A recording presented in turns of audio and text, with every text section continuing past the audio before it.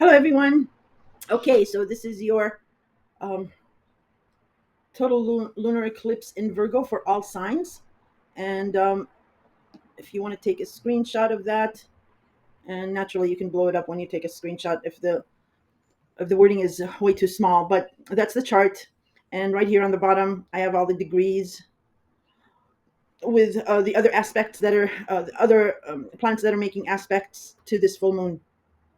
And as you can see here, I'm noting your Virgo house and your Pisces house because this full moon total lunar eclipse will not only affect your Virgo related house, it will also affect your Pisces related house.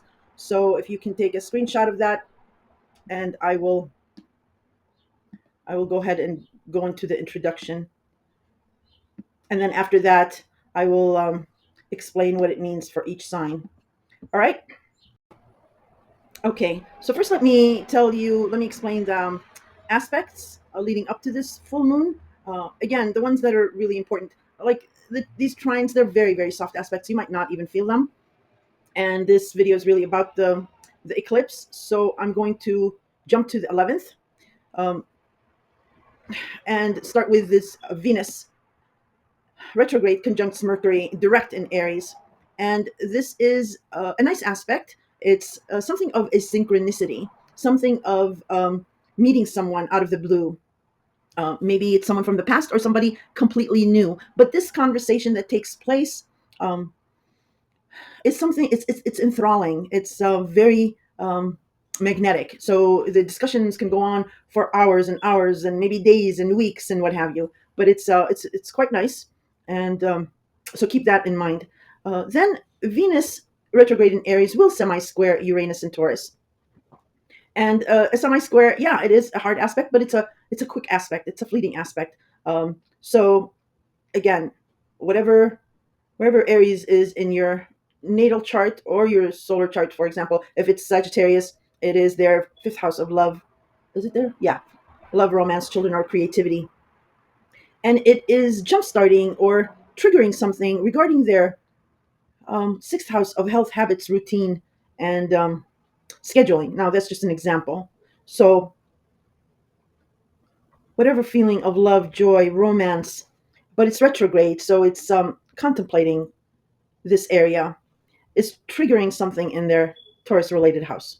And then let's not forget, Mars is in Cancer and it is squaring Chiron in Aries. So, um, sorry, forward movement regarding your Cancer related house is making a hard aspect regarding something in the past in regards to your Aries related house. That may be an old wound or a hurt. But again, this is in the background, okay?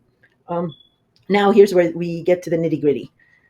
So, March 12th, the moon enters Virgo, and right away, we are going to start feeling like we want to be organized. Health is on the forefront of mind, scheduling, routine, jobs, or what have you. And again, that's just the solar, what the solar house represents for Virgo. It might be different in your natal chart. And then Mercury direct in Aries will semi square Uranus in Taurus. So, there's talk, texting, messaging, um, phone calls, agreements, or what have you regarding your Aries related house that is, again, jumpstarting something regarding your Taurus related house. Maybe security, maybe about money, maybe about value system.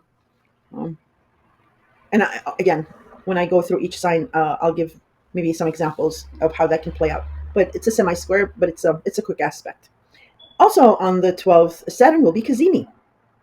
Now, um, at 22 degrees 5 minutes. And Saturn Cazimi, it's conjuncting, it's the sun, very powerful. And Saturn is the taskmaster, father time, restrictions, rules, and boundaries. So, and it's in Pisces. So, something regarding your Pisces related house that may have been confusing or elusive, um, the sun is shining a bright light on it. It's clearing away the fog. And after the fog, when that fog clears up and you and others can see it clearly, you're smack into reality. Saturn.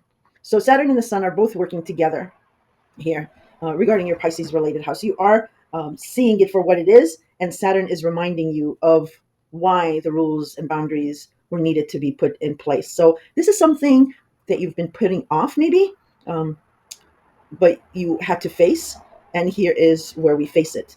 But once we face it here, there is immediate relief. Okay, but that's how it starts. That's how the energy starts here. It's clearing away the fog, and you're coming up against these boundaries and realizing why these boundaries are in place, and it's some kind of a responsibility that's being illuminated. On the 14th, the moon does enter Virgo. I'm sorry, the moon in Virgo will oppose, excuse me, Saturn and the Sun in Pisces, and you can see those degrees. Um, so there's a feeling of, again, it can be related to health or scheduling or routine or being organized, or maybe chaotic talk or gossip or something in those regards that is opposing this reality check in Pisces. So the feelings are, um, I'm sorry, I'm just thinking. So there's feelings that you have been organized, that you are dotting those I's and crossing those T's, and you are saying, no, I have done the work. I have gone through all this repetitive, maybe routine, habit or ritual, and you are opposing Saturn's rules and boundaries, even with the sun illuminating and stripping away the confusion. Again, this is something about facing responsibility. Even if you have been dotting your I's and crossing your T's, there still was room for something ethereal, or a wish or a hope. Um, and and here you need to face that, um, it still was about faith or a hope or a wish. And then that is the opposition. Again, it depends on where these planets and these degrees hit your natal chart. After this opposition, we have a full moon total lunar eclipse in Virgo at 23 degrees and 57 minutes.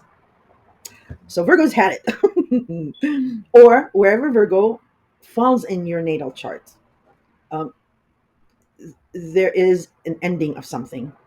Something or someone is eclipsed. And it is because of the opposition.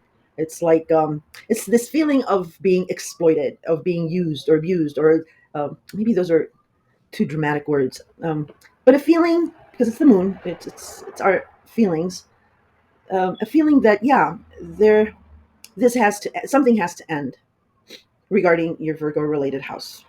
And Virgo, remember, is of service. So even if you're not a Virgo, if you're, let's say, for example, a Gemini, in your solar chart, Virgo would be your fourth house of home, family, parents, your country, and your clan. So so a Gemini might have been toiling. Um, um, what's that word? Uh, Sacrificing a lot of hard work here, and because of the opposition regarding their Pisces related house, again, for a Gemini, that would be the 10th house of career and status. OG, I'm sorry, it's my dog, and I do not want to re-record. This is like the third time I'm doing this. OG, please stop. Thank you. I have the window open, so even if like a mouse goes by, he has to bark at it. Um, yeah, so for Gemini, Virgo is their fourth house of home and family, and whatever they've been toiling with they're coming. Oh my God! Can we stop now, please? Is that okay with you? I don't want to put you in a room by yourself, boo boo. So can you say sorry to these people? 'Cause I'm not going to record it again. He's like looking at me intently. I wish I could show you his face. And of course, now because I smiled, he barks again. All right, are we done? Are we done now? I got to take a picture and I'm going to upload it to these people so they can see exactly how cute you are and why I can't get really super mad at you. There, I'm going to upload it later. All right. I'm so sorry, people. So full moon total lunar eclipse in Virgo. So I gave you the example of Gemini, and it's something being eclipsed in their home and family, or an aspect of whatever they were in service of their home and family. Then Uranus and Taurus will trine the full moon in Virgo. So a trine is a very soft aspect, and you may not feel it.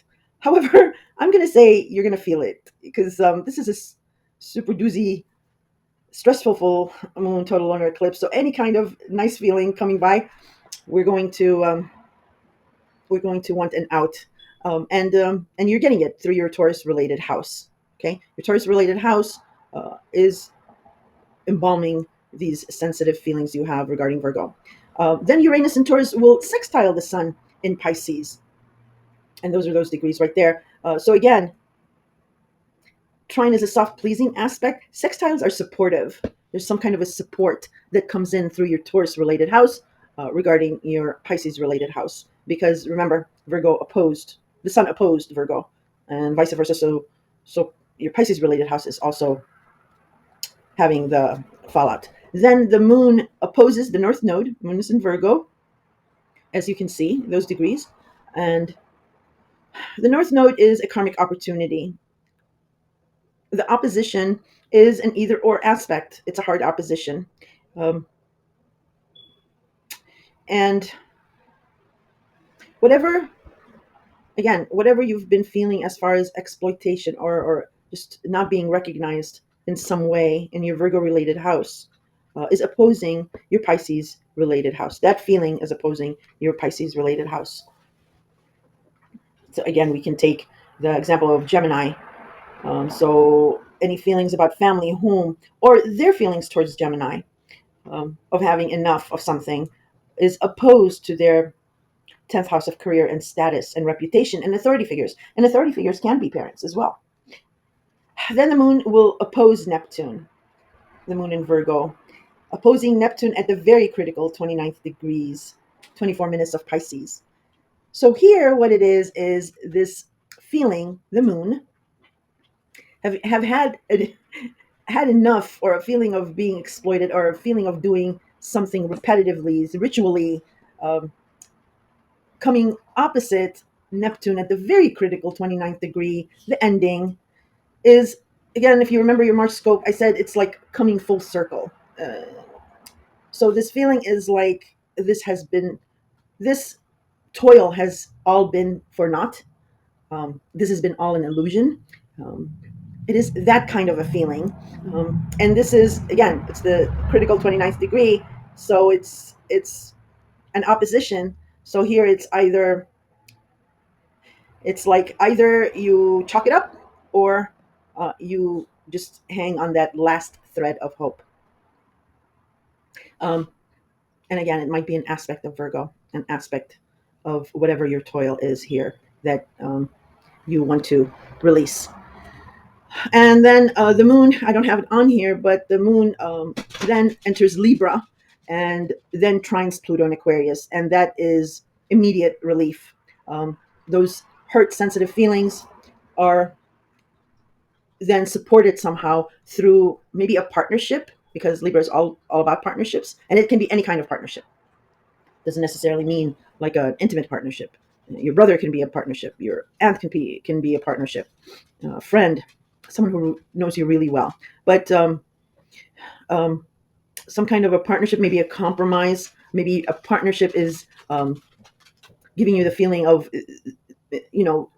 there's a compromise that can be had regarding your Pluto and Aquarius related house. And like I mentioned in your March forecast, I think with Neptune ending and this huge ending and all this total lunar eclipse, the sensitive feelings and squares, and all, I think because our Aquarius related house has been progressively building, and we've been seeing success there, I think we will be retreating to that area of our lives where we can feel like, all right, I can't deal with this now. Let me just work on this.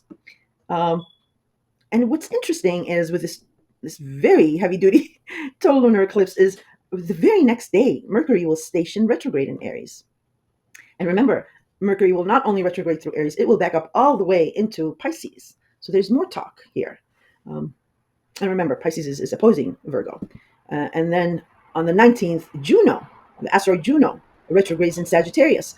And Juno is Jupiter's wife. She's all about commitment.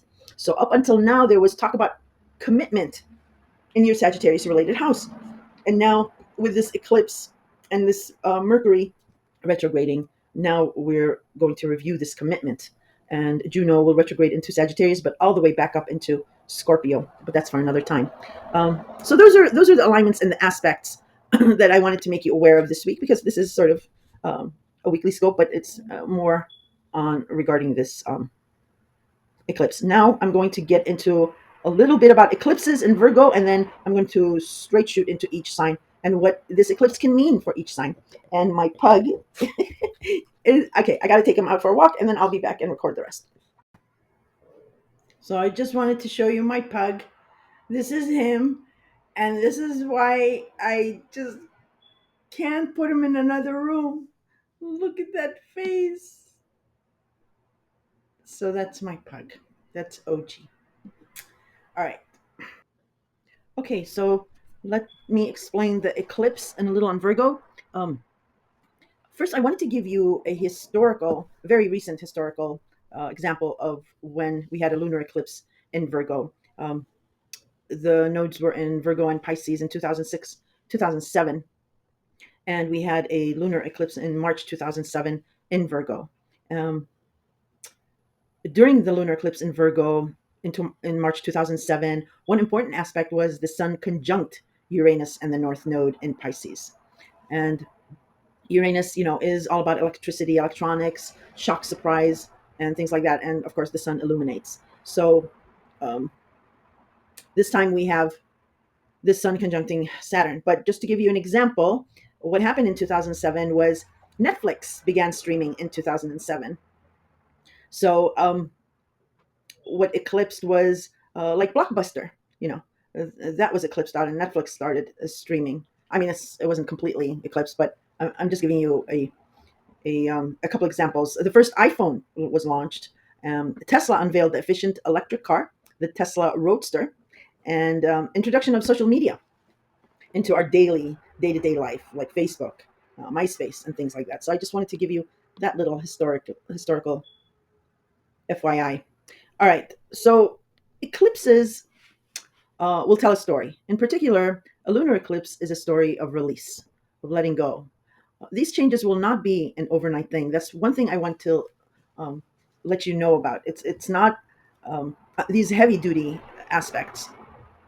They're not an overnight thing. It's not on that minute, on that second that this happens. You might have even felt this eclipse before this week, or you might feel it after.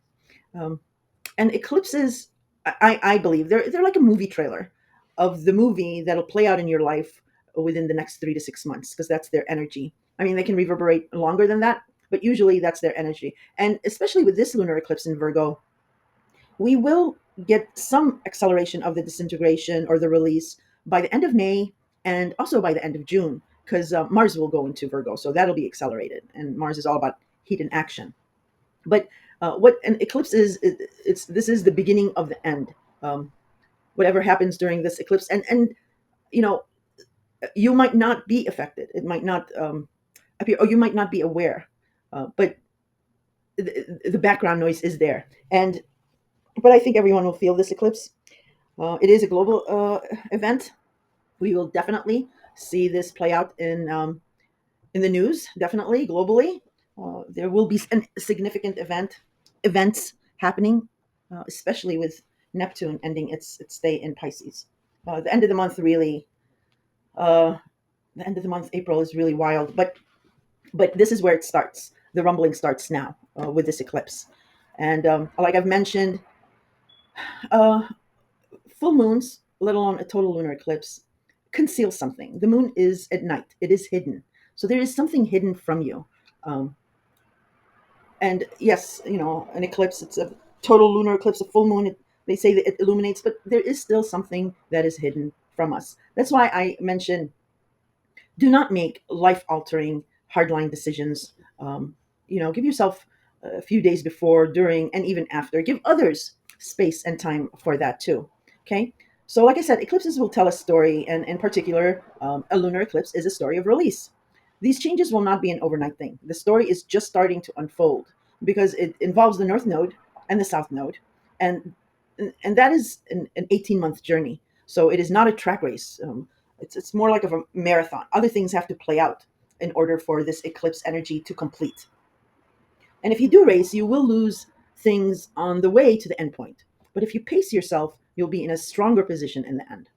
Now, this eclipse mostly will not change anything exactly, like I said, on that day or week. It will, in fact, change things over the next 3 to 6 months, but definitely in approximately 18 months. For example, you will not recognize a Virgo by early 2027 because it's happening in their first house of image, self, profile, persona, uh, weight loss, weight gain, clothing, hairstyle, everything will change when this eclipse is done. However, you will see some type of of result, like I mentioned, by the end of May, and again, definitely by end of June, as Mars enters Virgo and touches these degrees. Eclipses denote major beginnings and major endings. The ending part has been brewing for some time, and the eclipse may act as a trigger to surface these feelings. I'm going to repeat that one more time. The ending part has been brewing for some time. So for all people who are, panic, oh, what is happening, especially, most people listen to this because of partnerships. If you are in a solid relationship and everything's hunky dory and everything's wonderful, this will not affect you. It's just a component of Virgo's toil that it needs to be eclipsed out because we are having all these changes come in. And the old way of doing things will just not work anymore. We can see that with our own government, the restructuring, the old systems, the bureaucracy, the wasteful spending. It's all going to end. It's going to change. So yeah, so if you have a solid partnership, please don't worry. This is not about a partnership that's ending. Now, if you are in a shaky partnership, and again, when I say shaky, I'm saying shaky. I'm not saying like quibbling. You know, I'm saying about like serious problems. Um, then yes, this is an ending. Something will be eclipsed out here.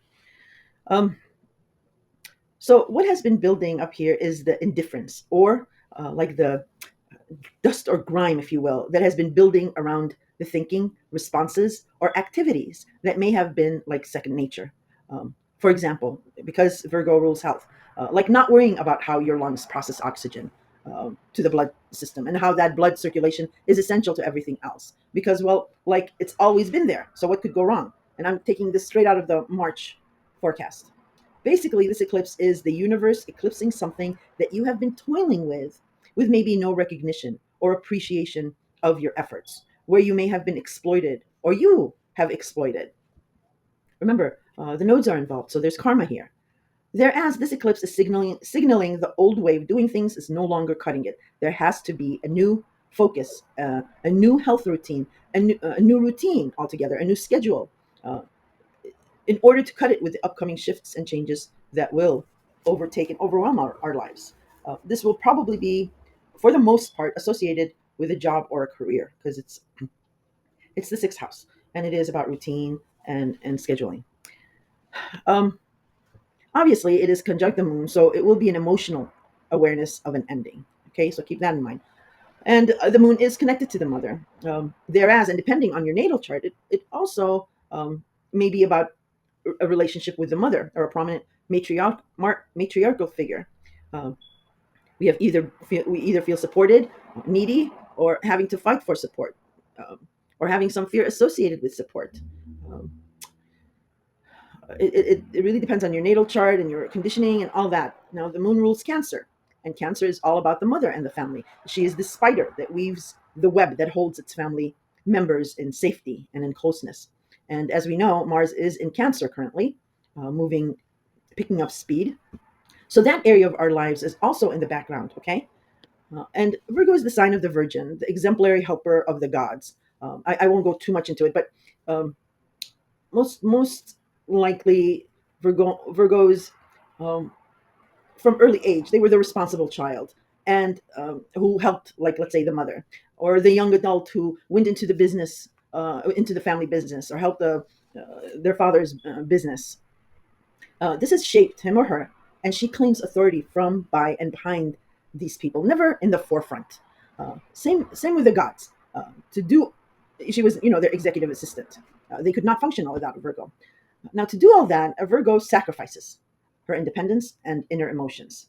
Thus, you can see why a Virgo is, yes, very strong and resilient when she's supporting others and tends to have fears of being in the forefront of her hard work. She likes to deflect. And I'm saying she because it's a Virgo, but it can be he or she. Um, they do have these fears of an imposter syndrome. Um, if she were to claim her own authority of independence, okay, that's why she's overanalyzes, scrutinizes, um, worries a lot. Very, very, very worrisome. So wherever Virgo lays in your chart is where you are of service to others through wisdom and experience, but especially acute or critical knowledge, where your wit and sensibility overcomes obstacles. It is also where you have the fear of not being needed or supported.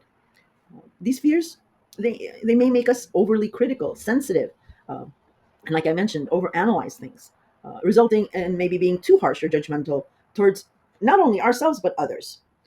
So finding yourself getting trapped in details, I'm talking about this eclipse, okay, and where you need to let go, maybe a component of it if it's not a, a total eclipsing. So if you find yourself getting trapped in details, micromanaging, needing endless perfection, or second guessing yourself, or even going down a rabbit hole, is when you need to pause and step back to do two things. One, remember where you shine in life and let that overtake the situation. Excuse me. And also knowing that it is okay not to be okay all the time. Um, there's a saying where you can win some of the people some of the time, some of the people all the time, all of the people some of the time, but you can't win all of the people all of the time. So that rings true. Now, the energy surrounding this eclipse has Uranus and Taurus trining this eclipse, thus supporting, maybe by revealing an aha moment to help us release the tendency of being overly critical, which may be stifling our freedom. And the stellium in Pisces will definitely embalm us with compassion to ourselves for holding ourselves back, but also compassion to others as they too want to be unburdened from, and I'm doing air quotes, service. Um, Recognizing that compassion will help you release any emotions regarding your sacrifices not being rewarded. Because remember, you do for others not to expect something back, but you do it for the good of both of you, for the good of and for the good of all. Um, so, like I mentioned, going into business with family, or helping your mother out. I mean, those are really basic things, but the concept is Virgo does things not to not to expect something back. It's not like Gemini. It's not mercantile. It's not business oriented. This service of hers. Okay. I mean, I understand. Everybody wants to be recognized. Everybody wants something. We're all human. It's all about the ego. But I'm just telling you the aura around Virgo. The whole Virgo thing is about um, service, um, without obligation. Now, this is the first of three eclipses. Okay. Oh, just 1 minute. Oh yeah, I skipped this. So yeah, not expecting something back. So if you release something or someone so that they can come back freely, that's what I was trying to climax to. Um, so they can come back freely to you without a sense of obligation or, and this is very important, guilt. Um, you don't want something or someone coming back out of guilt because it turns into resentment. Um, because that is what creates stability and continuation. You want something or somebody, but you want to keep them. Um, that is what replaces the fear of loss. And I had a really good quote, um, and I'm going to mention that right now. Something of a compare and contrast in regards to Pisces and Virgo because it's the opposition. Um, Part of accepting pain is about accepting the possibility that we can experience pain again. So, um, I think I mentioned this in March forecast too. Um, it's I just lost my train of thought. Um, well, I'll circle back at the end. Um, Forgiveness is the thing that can't be earned. Okay, that's what a Pisces knows best. That's why Pisces is full of compassion, and the Virgo struggles with that.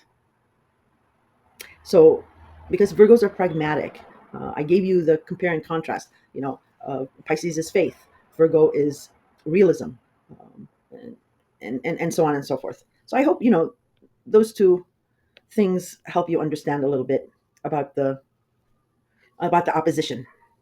All right. No, no, no, no, no. I said that. So now, so this is the first of three eclipses that we're starting out this year. And I always mention not to make, like I mentioned earlier, hardline, life-changing decisions on a full moon, let alone a lunar eclipse. So I've talked about that. I'm not going to touch that. I'm just going through my notes. Um, mm, and then plus, yeah, also because Mercury is going retrograde, so there's going to be retalking, and Venus is already retrograde, so we're still reviewing relationships and what have you. And what the eclipse is asking, well, actually, it is demanding to release your negative or fearful attitude or tendencies in your Virgo related house, or them, you, because, like I mentioned, there's karma here, so that the new can fill up that vacuum. And Virgo is in the south node, and Pisces is in the north node. So the north node is opportunities, new opportunities, but they're karmic in nature. About 18, 19 years ago, we either owe or we're owed in karma. And the south node is where we are comfortable. South node is in Virgo right now, so we've mastered our Virgo-related house. Okay, we are experts there. Um, so if it is loneliness, loss, fear, etc., uh, we tend to hold on to the known because we fear the unknown. So, like the evil we know is better than the evil we don't know, uh, is maybe one part of people not releasing whatever they need to release in the South Node with Virgo. Uh, but it is also true that if you hold on to two things, because when you're going into the unknown, you fear the unknown, so you hold on to that pain, you hold on to that fear. But if you go on holding to both of these things, especially in relationships, um, then you lose both, uh, because you're dragging on that baggage. And as I mentioned, Mercury stations retrograde, Venus is reaching back, all the way back to retrograde in Pisces. So this is significant. One, it will take more patience as we have to look back to that past to understand it in order to move forward. And second, a relationship or a situation has still to play out before we can again move forward um, towards this end. So, and there is some kind of past responsibility that's just glaring at me here with Saturn and the Sun, with Saturn Kazemi doing the opposition to this full moon lunar eclipse. So that's all I really wanted to say, because I have gone at nauseum in the March forecast, and I want to get to each sign and how this will affect each sign. All right, we are going to start with Aries. All right, Aries.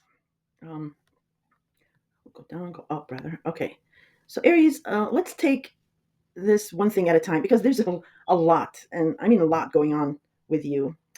You've had a really rough ride, especially the last 7 to 2 years um, ago up until now. Well, first, you are a fire sign and you're ruled by Mars. Basically, you are a go-getter wanting to move forward, and you are a very compassionate person, really striving to uplift the underdog. And with Neptune being strong in his home sign of Pisces, your 12th house of the past, secrets, faith, spirituality, taking care of someone, um, you have latched on to something regarding your past and faith. But there is also some kind of hurt regarding you or how you are seen in relation to maybe a past event, and also to your career and status, and how family has played a role in all of this. But that's coming to a close, Aries. This feeling of being confused about that is coming to a close. Now, second, be also uh, you may have been taking care of someone who needed your help. It could have been a family member, maybe a parent, or you could have been working in a field where you are taking care of someone, maybe a client or more than one person, or you might be taking care of family members monetarily, like people depend on you for some type of security. Now, regarding your job, you have gone through a roller coaster ride regarding your job and income.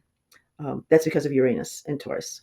And this lunar eclipse, falling in your sixth house of health, habits, routine, uh, scheduling, taking care of someone, opposing your 12th house with Saturn and the Sun conjunct here.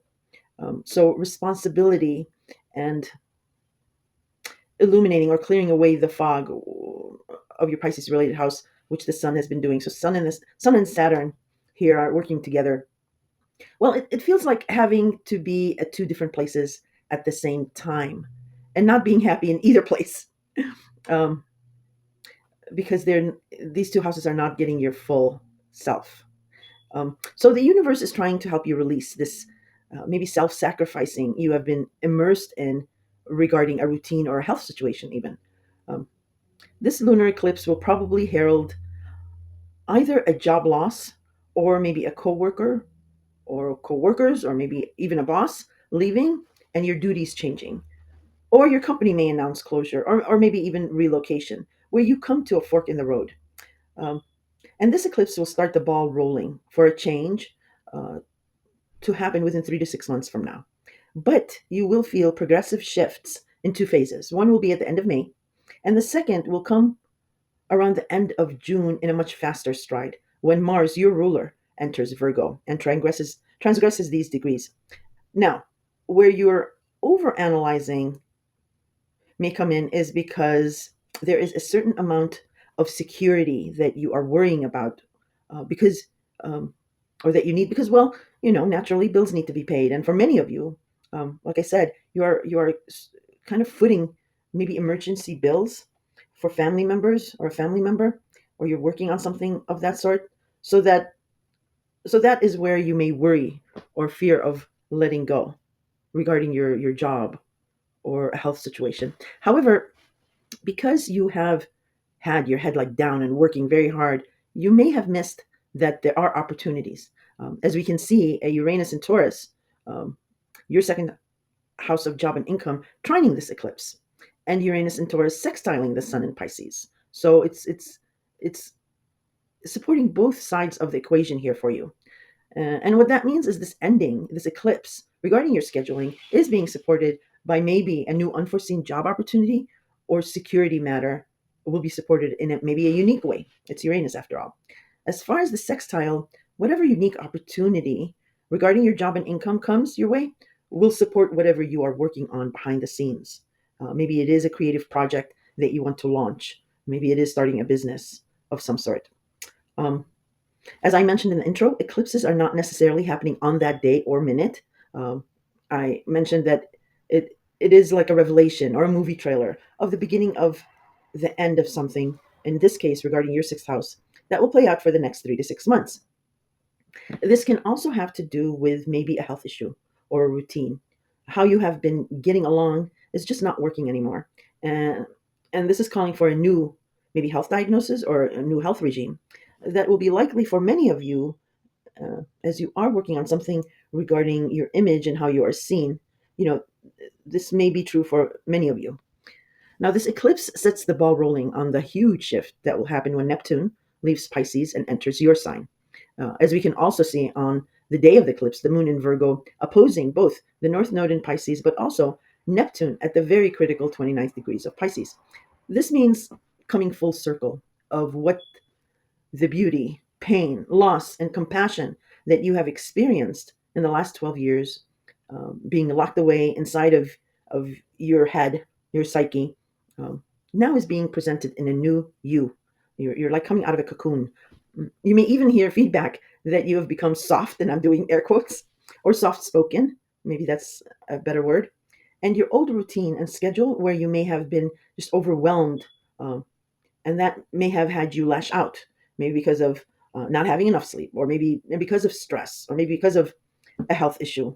Like I said, the old way of overanalyzing, being self-critical, um, and thus critical of others, and not taking care of your health will not work anymore with these new energies coming in.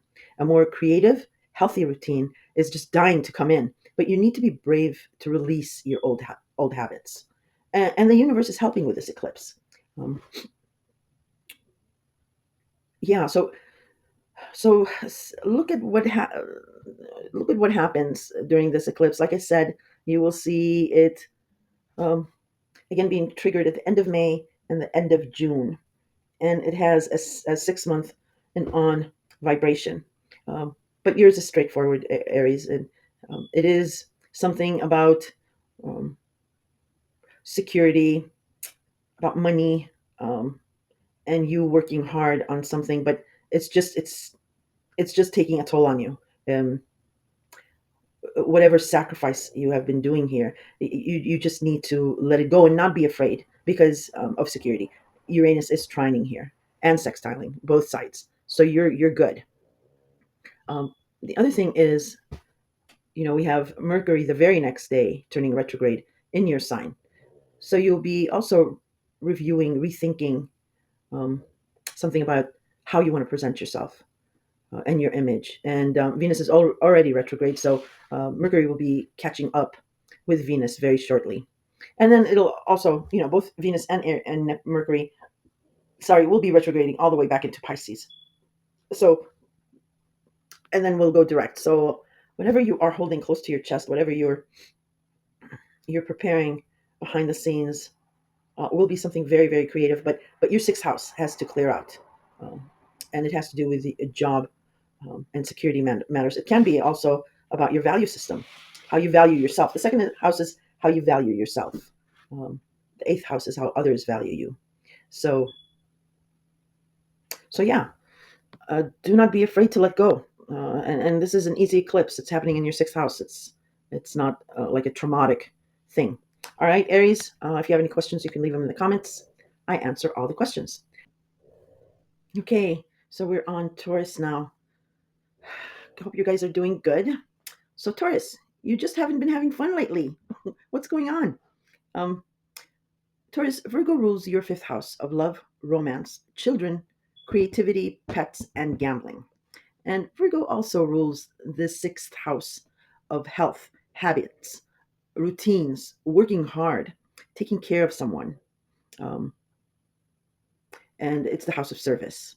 So Virgo is all about, like I said, service and sacrifice.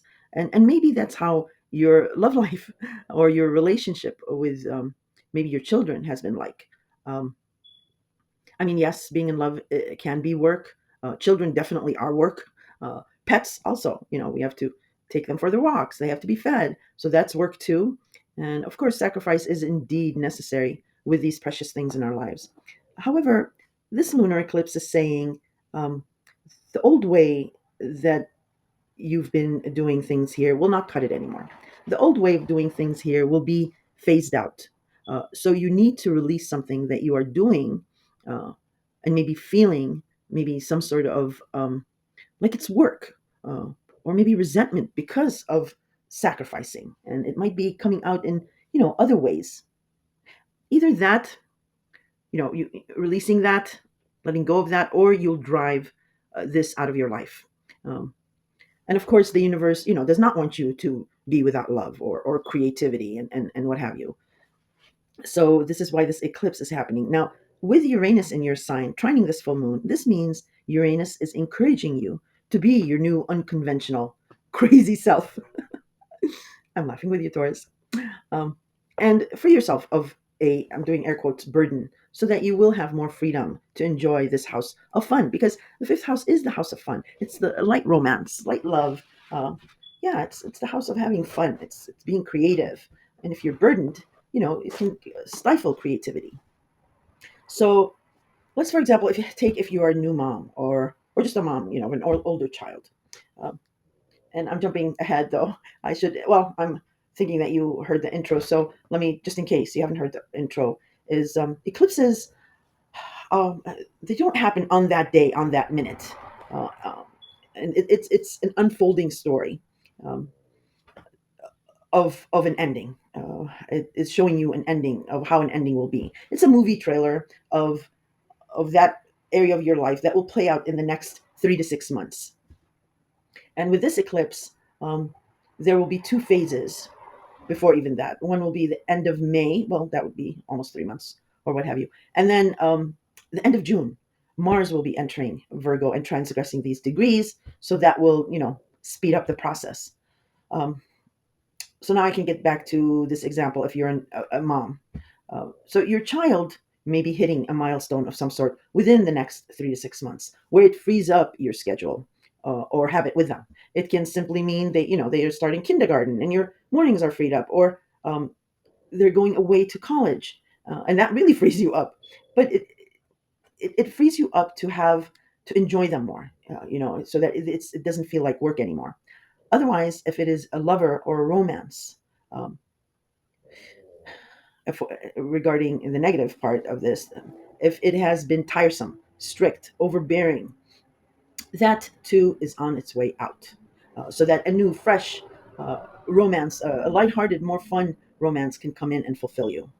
Okay, so again, and I said this in the intro, if you have been having difficulty with a romance or a lover, and I'm talking serious problems, this will end it.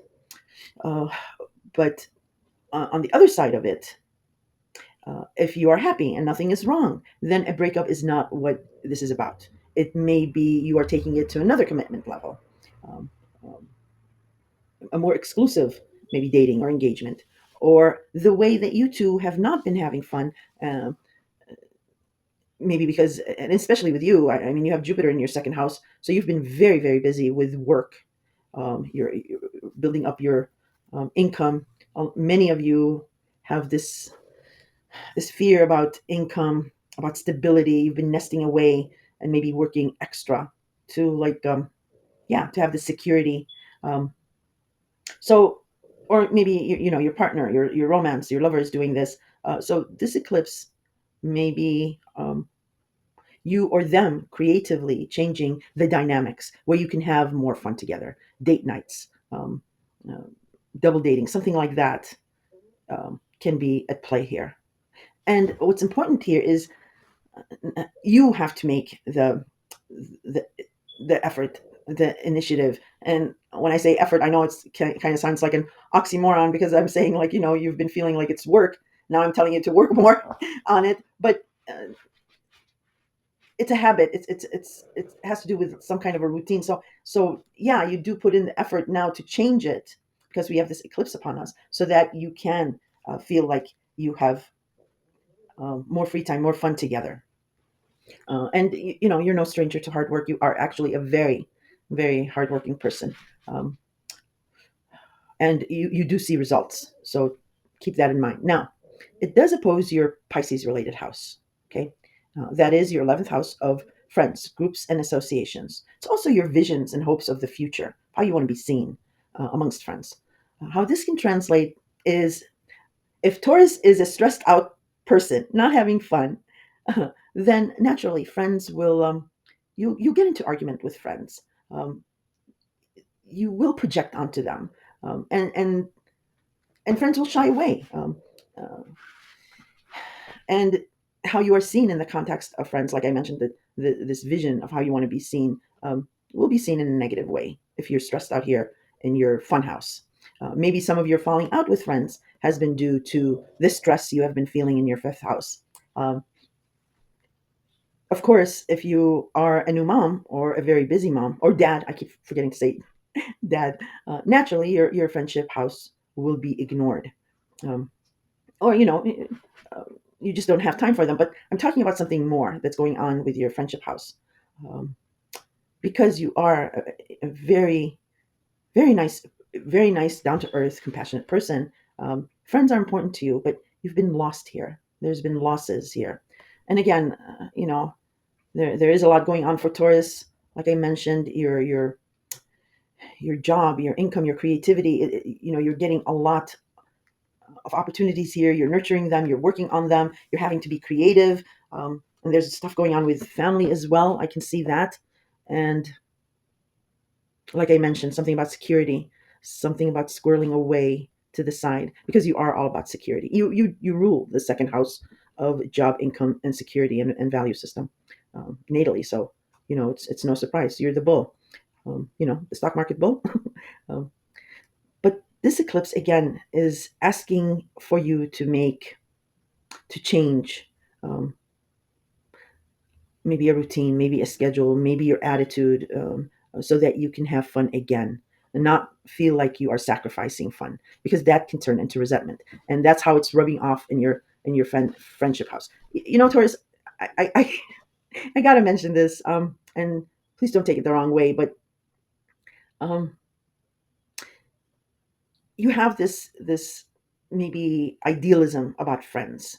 Um, that you want to see in them. And since Saturn has come in the last couple of years, you've been seeing restrictions and problems here with friends. Is because you have to let go of that idealism regarding friends. And some of you, I mean not all of you, but some of you are like, I don't want to deal with that person. I don't want to engage. Like, um, you have to learn to be compassionate and forgive yourself, yes, but allow others to forgive you. I don't know if that makes sense. Um, um, because that takes some it takes some vulnerability to allow others to forgive us.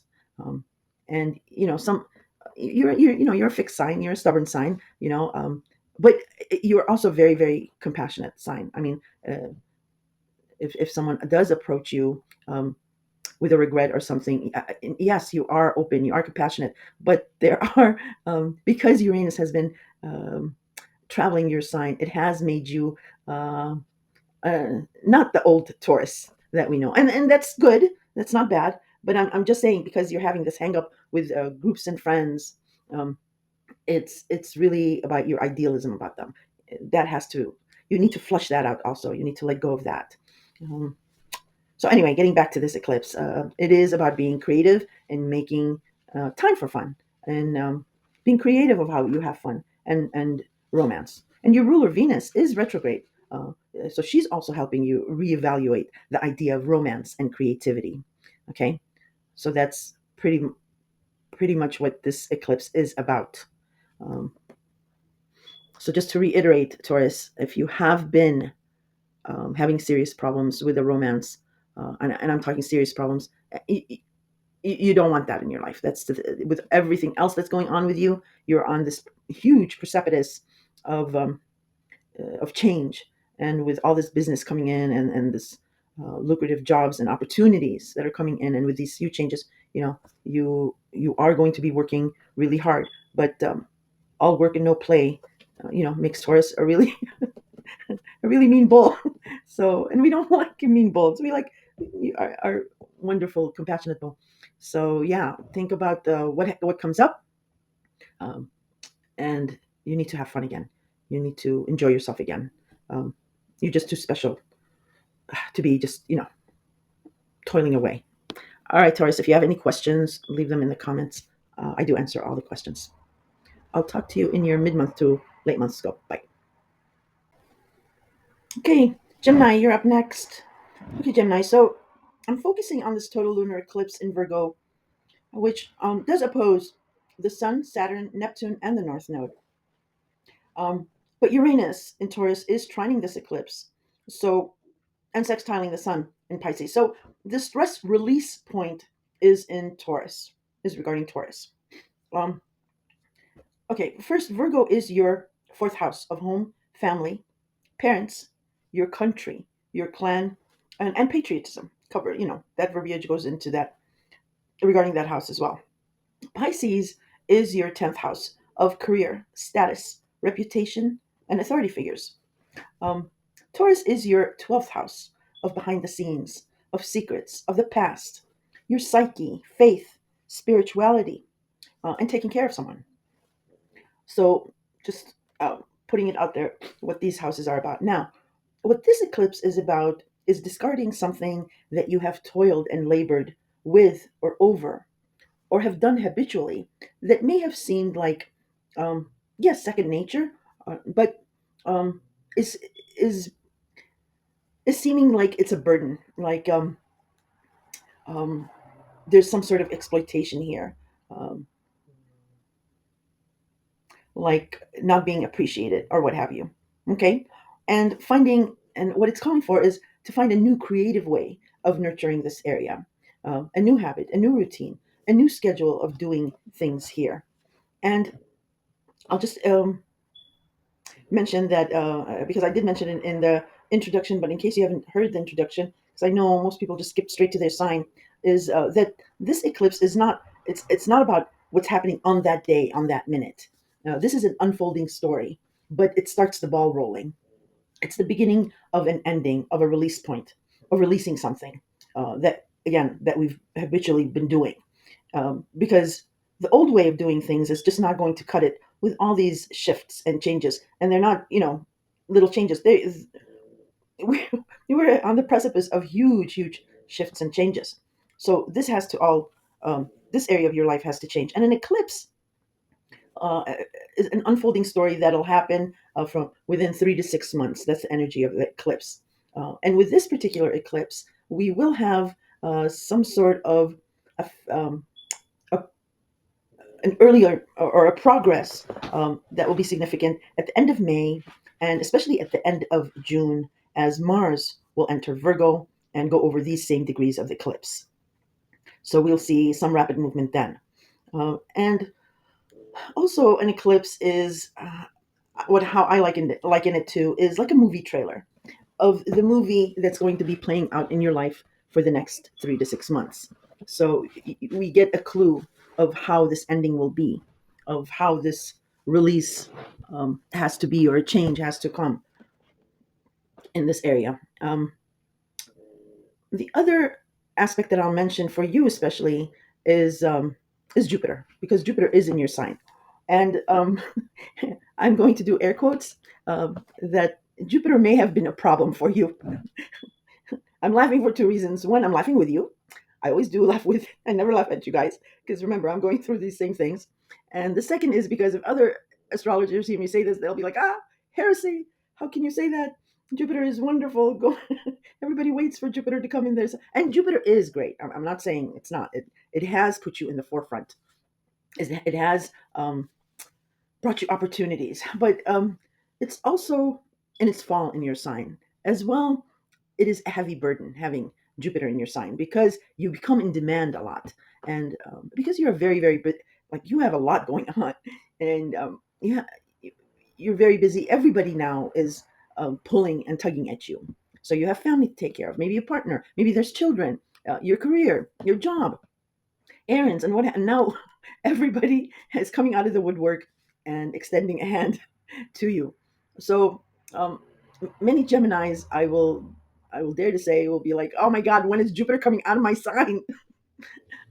So some of you may be feeling that. Um, and again, it's good in a way because you are put out there so that you can um, be magnanimous and get these opportunities that you deserve. But it also puts this burden on you where you can just be so many things to so many people. Now that out of the way, I don't know what that is. Oh, it's somebody backing up. Okay. Now this eclipse it can simply mean like let's just do the positive aspect first.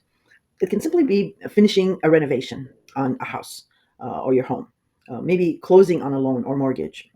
Maybe you're getting a new house. You're definitely changing something about a house. Maybe it is reaching a milestone with your parent or parents. Like maybe they're retiring and moving away, where is how that is being eclipsed out of your life. Or maybe you have been taking care of a parent or your parents, and that is ending where someone else steps in, maybe a sibling, or maybe you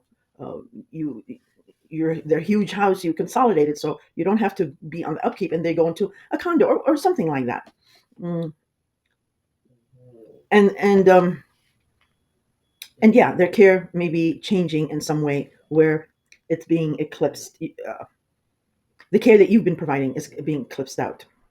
Or this could be your own home and family is somehow ending if there has been continued serious problems, significant problems. Let me take a drink of water. Sorry. Um, so this I want to make clear it's not something out of the blue. Not It's not a surprise. It's something that has been building up and building up. And again, this ending is not on this day. It is an a journey to an ending. It's an unfolding of the story. Um, and it could be somehow ending if because your 10th house is also involved. Remember, Pisces is your 10th house and it's in opposition. So your 10th house is also involved, and that is coming to an end or a big change. Your 10th house of career, because Neptune is leaving Pisces. Sorry, that's my pug. And that is coming to a closure. So you have this huge change in your career that you're going to be stepping into. You may be taking on a different job that may have you more away. Uh, excuse me, from home and family, and you will maybe not be able to spend as much time as you did with them before. Or your company may be relocating, and for the interim, you may be like going ahead of them to set up shop, set up home, and then send for family after. Otherwise, you and your family may be moving for this new career opportunity, and thus the home life you know as it is now ends. Now, this eclipse is being opposed by Pisces, like I mentioned. This can mean that whatever path you have chosen or idealized regarding your career and status is just not making sense um, with your current home and family situation, is maybe not being supported by your home and family. And you have a major decision to make here. It is a fork in the road because home and family may be holding you back somehow, or how you have been um, in regards to home and family will just not work out any longer with where your career is heading. That can also mean you are maybe getting married, your status is changing, and that naturally will change your family dynamics, where you have your own home and family and you leave your parents. Or it can be that your current partner and your family are not getting along and it has been escalating to the point where you cannot be pulled apart and you choose one or the other, God forbid. Um, Okay, with the north and south nodes also being in Pisces, this is um, karmic. It's a dynamic, the dynamics that involves karma, where either you or they owe you.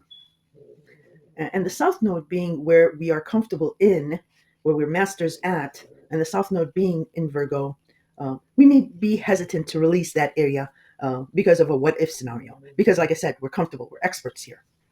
But the north node is calling on you to go towards your career and your status. Also, what may give you a clue is Uranus in Taurus is actually trining this full moon ending and sextiling the sun in Pisces regarding your career. So, something in regards to a secret or the past, because Taurus it represents your 12th house of secrets, the past, or having to do with faith or your psyche, is both helping you make an easy decision regarding this eclipse ending and also supporting your career on the back end. Again, that may mean that you are taking a career and having to leave family, and it might be for the interim or starting your own family on the bright side. Um, you see, because Geminis, most of you are working on some kind of relocation, like uprooting and planting somewhere different, maybe to some kind of family origin or meeting up with family at a distance. Also, if you are a student pursuing higher education, then this is just about leaving home for school. It can be as simple as that. The only thing that you, like I mentioned, is you might be having this all this energy pulling at you because of Jupiter and having to be magnanimous and all that. Um, there may be you may be like giving out a good cash, like lump sum check or cash regarding in relations to this full moon eclipse as well, because that is being highlighted. So that is what this full moon total lunar eclipse is in regards to Gemini. So check your natal chart and see where Virgo lies and those degrees that I put up in the very beginning of the video. So you can check those degrees against your own personal birth chart. And if you have any questions, Gemini, I answer all questions. You can leave them in the comments. I will talk to you for your mid-month to end of the month scope next week. Take care. Hi, Cancer. Okay, so I'm focusing on the total lunar eclipse in Virgo, which opposes the Sun, Saturn, Neptune, and the North Node. Um, and also, Saturn is Cazimi, so Saturn is conjunct the Sun. So there's some heavy duty responsibility here that's coming up, which opposes Virgo. Um, and you will feel this intensely. If not personally, you'll feel it. Sorry, that's my pug snoring. If not personally, you will definitely feel it through someone close. Um, but the release point, because this is going to be a heavy duty eclipse, it is going to be very sensitive matter, and your ruling planet is right smack in the middle of this. But Uranus in Taurus is trining this eclipse and sextiling the back end of it, Pisces. So there's both um, support and relief here. uh, from coming from Taurus. Okay, so Virgo is your third house of communication, communication devices, commuting, neighborhood, neighbors, a very close community, siblings, extended family, cousins, um, language, social media, and vision. Vision is also, excuse me, very big in the third house. And Virgo also rules the sixth house of health, habits, routines, scheduling, taking care of someone, and so forth. Pisces is your ninth house of higher education, foreigners, long distance travel, philosophy, um, the World Wide Web, and publishing. And Taurus is your 11th house of friends, groups, associations, any memberships of any kind. It is also the house where your hopes and visions of your future, how you want to be seen um, in context of friends or among people, among your peers. And yeah, that's what that is.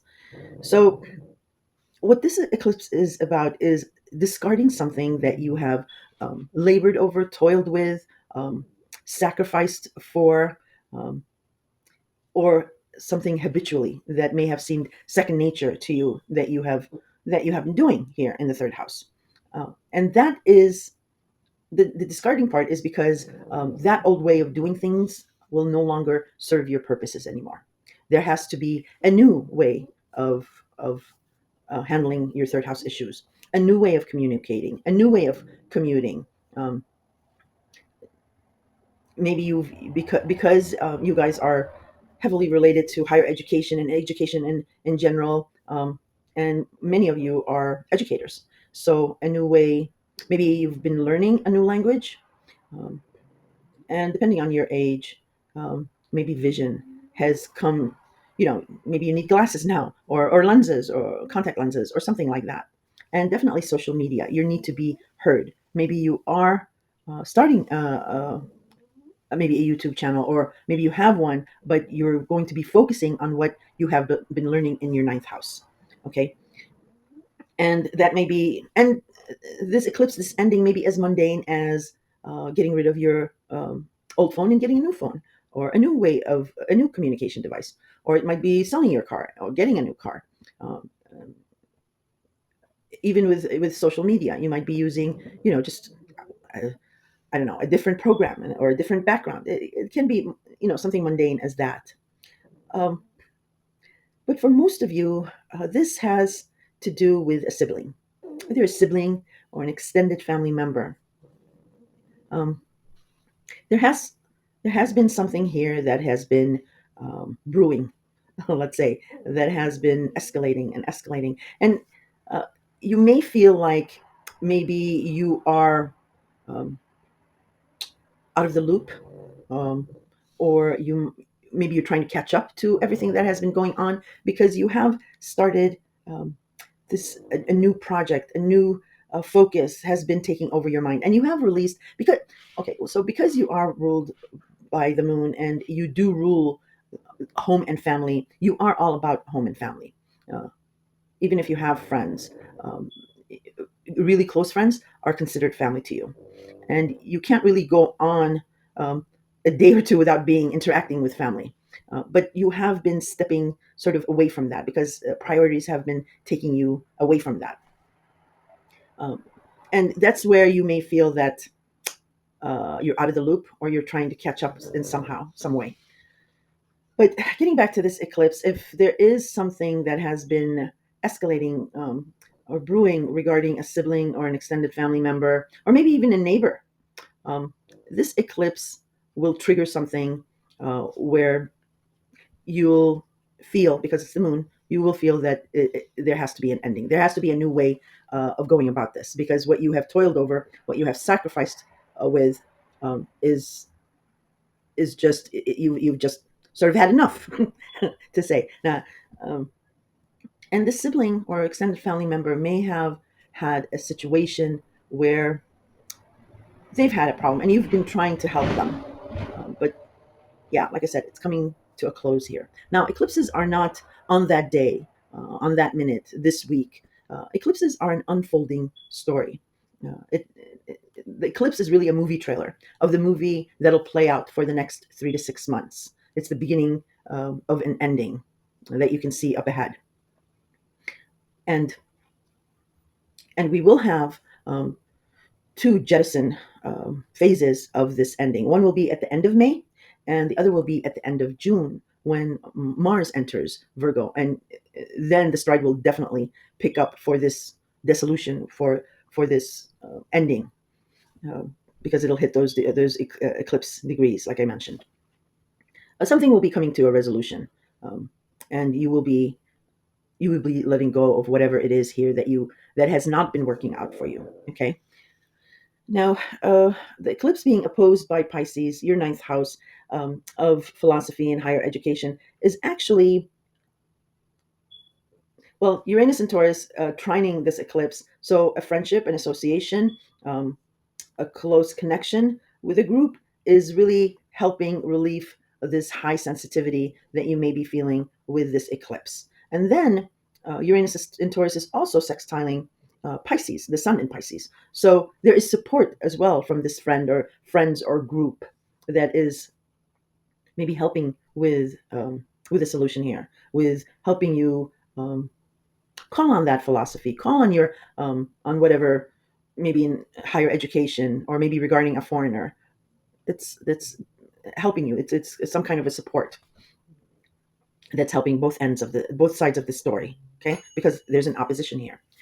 And remember, we do have Virgo in the south node and Pisces in the north node. So this is a karmic situation. So either you owe or they owe you in some way. So about 18, 19 years ago, there's some karma playing out here.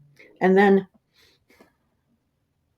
we also have Jupiter in Gemini. And Gemini natally rules the third house of communication, siblings, and so forth. So that's why I'm saying for many of you, this has to do with a family member, some kind of a family member.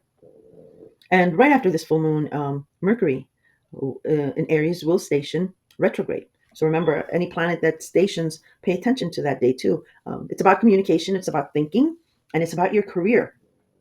Uh, and again, if you're a student and you're finishing up, maybe you're graduating, or if you're an educator here, again, this area of your life is coming to a close where you might be going on your own, maybe private lessons, maybe private speaking, or public speaking is coming up a lot for you guys here.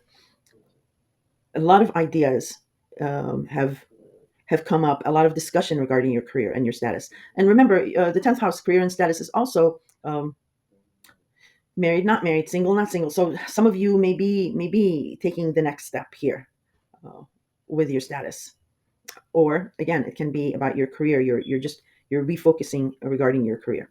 But I won't go into too much of that because I will be doing a mid-month to end of the month. But I just wanted to let you know that this eclipse is regarding your third house. There is something that needs to end here because you've been spinning your wheels lately here, and it is becoming cumbersome. This habitual thing that you've been doing over and over is not working, and it has to end. Um, and it will, because you're getting a huge support from your Taurus related house. So look for friends, groups, associations that will help you create a new habit around this. Um, just be careful with commuting. uh, because Mercury is going to go retrograde. If you want to write something, just double check it or have backup plans, uh, because the third house is also about that. So yeah, you'll be reviewing that too. All right, Cancer, if you have any questions, go ahead and throw them in the comments. I do answer all questions, and I will be talking to you in your mid-month forecast. Okay, hi Leo, you're up. Okay, Leo. Leo, yours is straightforward. Not um, it's not complicated, let's say. So I'm talking about this total lunar eclipse in Virgo, uh, which will be opposed by the Sun, Saturn, Neptune, and the North Node. And Saturn is conjunct the Sun, opposing the full moon. So there is intensity there. Something about a revelation that comes with responsibility, like a responsibility on both sides. Something that has been put off because you just did not want to face it. Well, it's coming up here, but that's in Pisces. Okay, and Pisces, well, this is your money access house. Virgo, well, let me finish up. But the release point here with this eclipse, if it is tense, is Uranus, is Taurus. So Uranus and Taurus is trining this total lunar eclipse. So that's very calming. It's a very nice aspect. But it will also sextile the sun in Pisces. So on the back end, it's being supportive. Okay, and let me just explain. Virgo for you is your second house of job, income, and your value system. It's just as plain as that. And value system is how you value yourself. And Virgo natally rules the sixth house of hard work, of scheduling, routine, habits, taking care of someone. It's a very studious, very um, focused sign. And that is how you deal with your job, your income, and how you value yourself. You have a high esteem of valuing yourself. You are ruled by the sun. You are very passionate and very, very, very compassionate. You always see the good in people.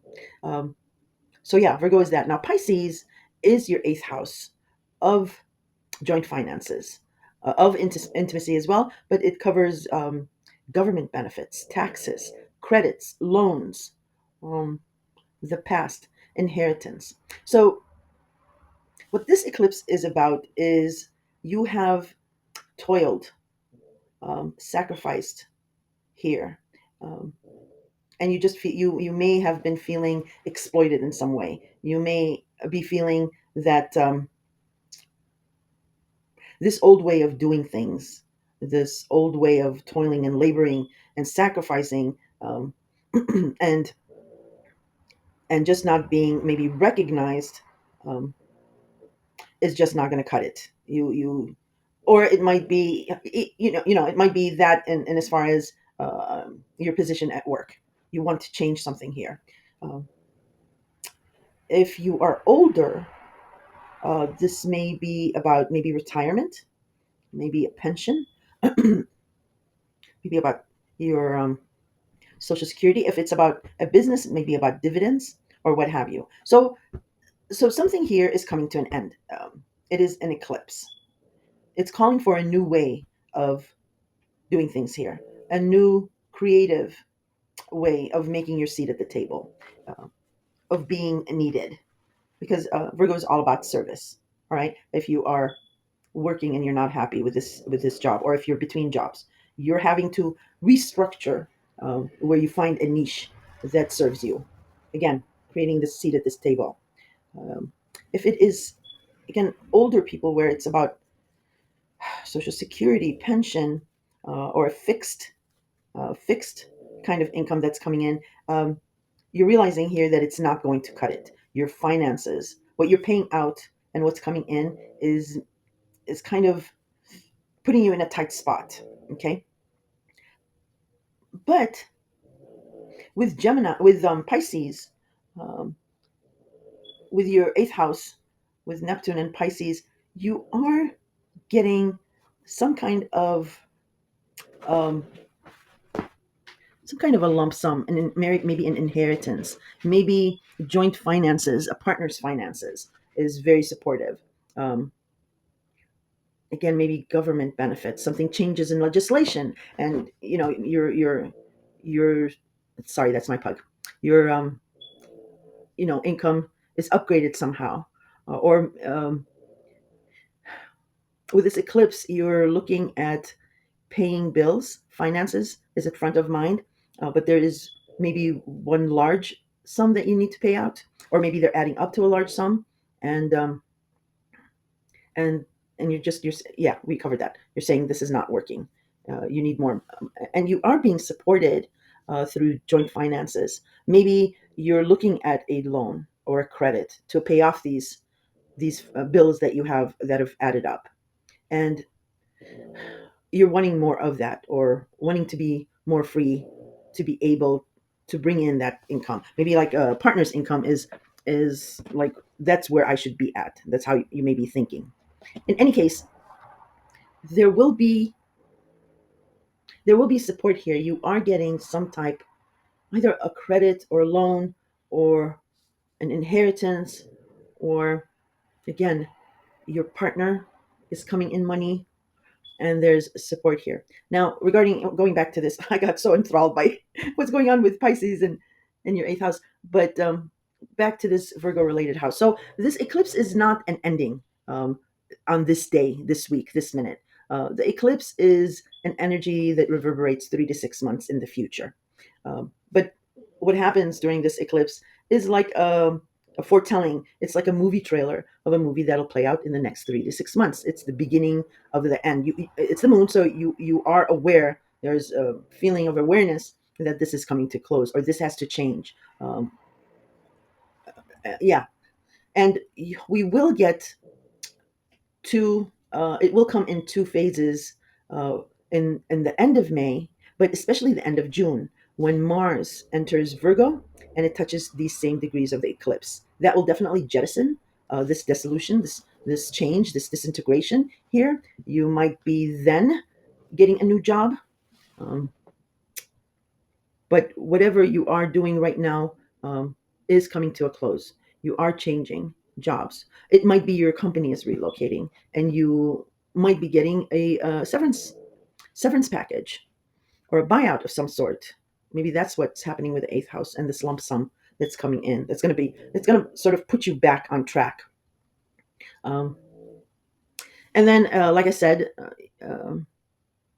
Uranus in Taurus is trining this eclipse. And Taurus is your 10th house of career, status, reputation, and authority figures. And in relations to this eclipse, maybe because some type of an authority figure, and it can be a partner because, again, for Leos, Pluto is in Aquarius, and that is your partnership house. And Pluto being in Aquarius has given Aquarius this power, this standing of like authority.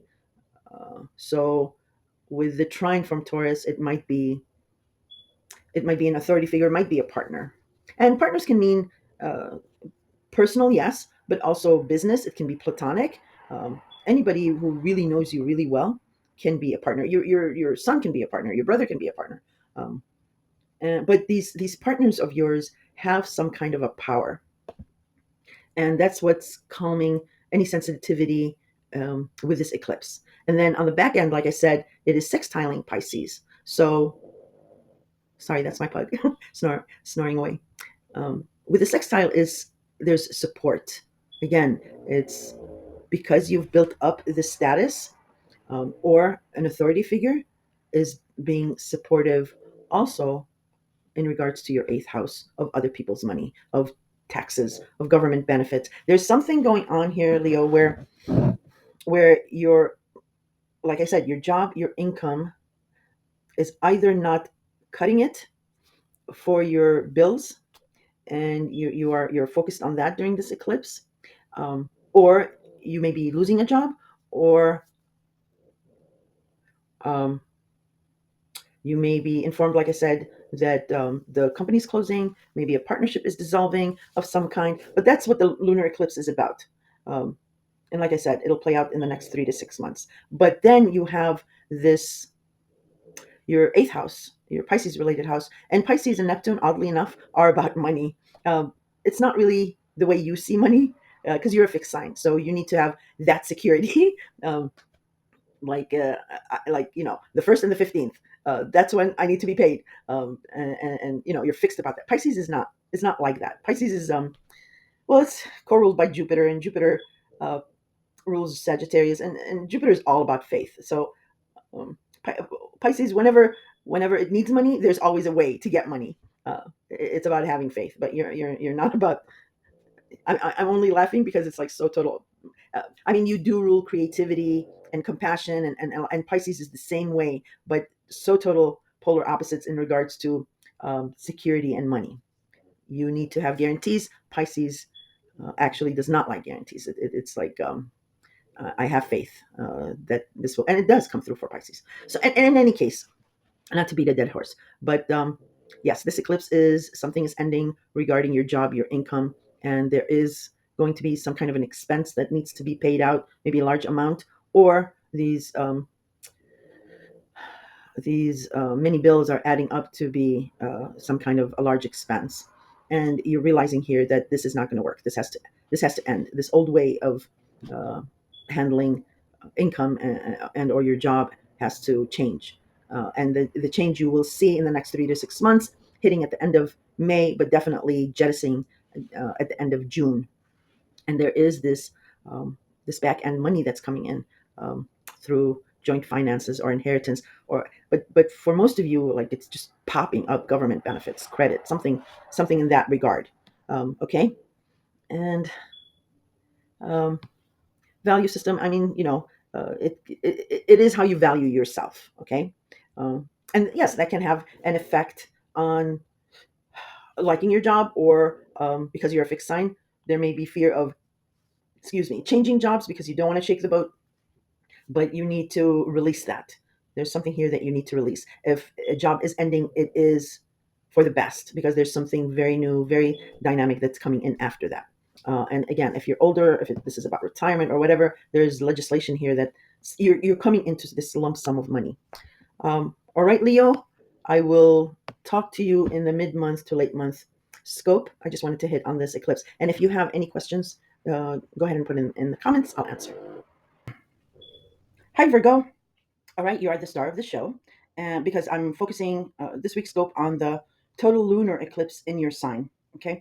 um, and everybody and their mom is opposing you. I'm laughing with you, Virgo. I'm laughing with you. This Sun, Saturn, Neptune, and the North Node. And remember, oppositions can be good. They don't necessarily have to be bad. Okay. And that's in Pisces. So Pisces is your partnership house. Now, you may not have a partner, but remember, partners can be, yes, personal. It can be business. It can be platonic. Anybody who really knows you really really well, uh, who can hold up a mirror to you, would be considered a partner. So your son can be a partner. Your friend, really close friend, can be a partner. Your father can be a partner. Your brother um, can also be a partner. Um, so, and that's my Puxamari, sorry. Um, so this opposition, all these planets that are, and especially there's Saturn conjunct the Sun. That's a heavy duty aspect right there. That's opposing you. Actually, will make you really strong. The Sun conjuncting Saturn is some type of reality check that the Sun is illuminating, some kind of a reality check that comes with some sort of responsibility, which is Saturn. And you may have been avoiding this responsibility, but here is the day where you face this responsibility. And uh, because what you have endured with Pisces, with Neptune, and all that, this has created uh, a very strong you. I don't want to say it has created a monster, but it has created, yes, this towering figure of you. It's just shedding this old persona of you and walking into and embracing this formidable character. Now, the other thing is, I'll elaborate a little bit more, but I want to first explain this eclipse. So you rule the sixth house of labor, of schedule, of routine, of habits. Um, it's the house of taking care of someone. It is the house of chaos and gossip, and it is the first house. So you are seen in relation to hard work, sacrifice, toil, and in service. Okay, but what this full moon lunar eclipse is highlighting is that you that how you are seen is not how you feel inside. You may feel that you're not seen, uh, that your efforts have not been acknowledged, and all that. But that is actually in the opposite. You are very much seen, but the way you hold yourself, the way you interact, is the old way of doing things, which has not been is not benefiting you anymore. There's changes that are coming that will require a new way of you being seen. And like I said, because you've gone through this 12-year journey with Pisces, there is somebody inside of you that is ready to come out, and ready to come out strong, like formidable. As you can see with this lunar eclipse, all these heavy duty planets opposing you, Yet you're calling the shots. You're the one who's who's being eclipsed. A persona of you is being eclipsed. You're the one who's shedding it. It's not in the hands of the others. And the release point here, because it's a full moon, so it's feelings, it's sensitivity, it's um, Mercury is your ruler, so Mercury is in Aries as well. It is about the image, all about the image. What the release point here is Uranus in Taurus, because Uranus in Taurus is trining um, the eclipse in your sign, which is very embalming. It's a very nice aspect. Dare say that people will not all feel this, but with this eclipse, and especially you will feel this.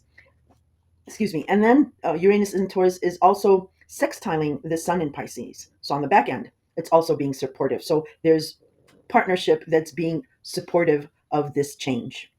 Even with Saturn, Neptune, and the North Node opposing you, here the Sun, the most powerful planet, is supporting you. Sextile is a support, um, and trine is an embalming, a calming aspect, which are both nice. Now, Taurus is your ninth house of foreigners, long distance travel, higher education, publication, the World Wide Web, and philosophy. Virgo, it rules philosophy. And it is all sitting well with what I'm saying regarding what the transformation that you've gone through with Neptune and the obstacles and the restrictions that Saturn has been placing on you.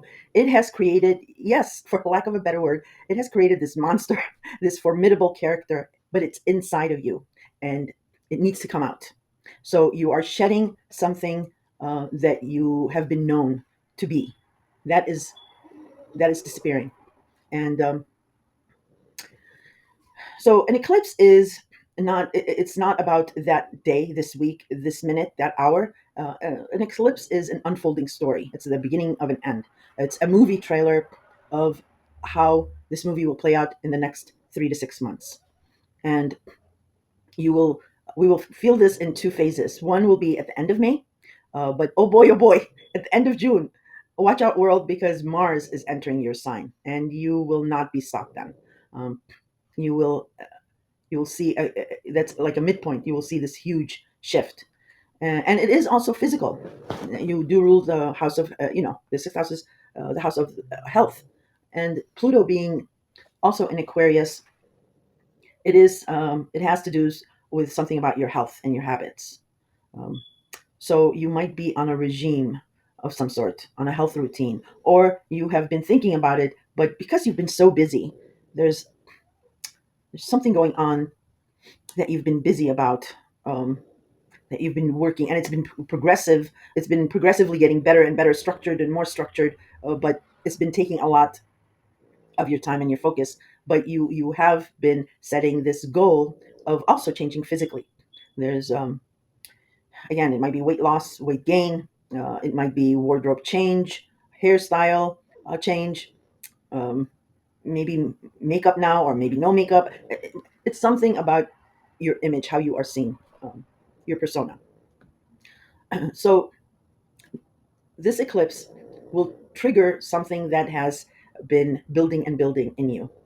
Um, and again, it has been, you feel like your sacrifice or what you've toiled over or how you've been approaching life in regards to how you portray yourself is just not working for you anymore.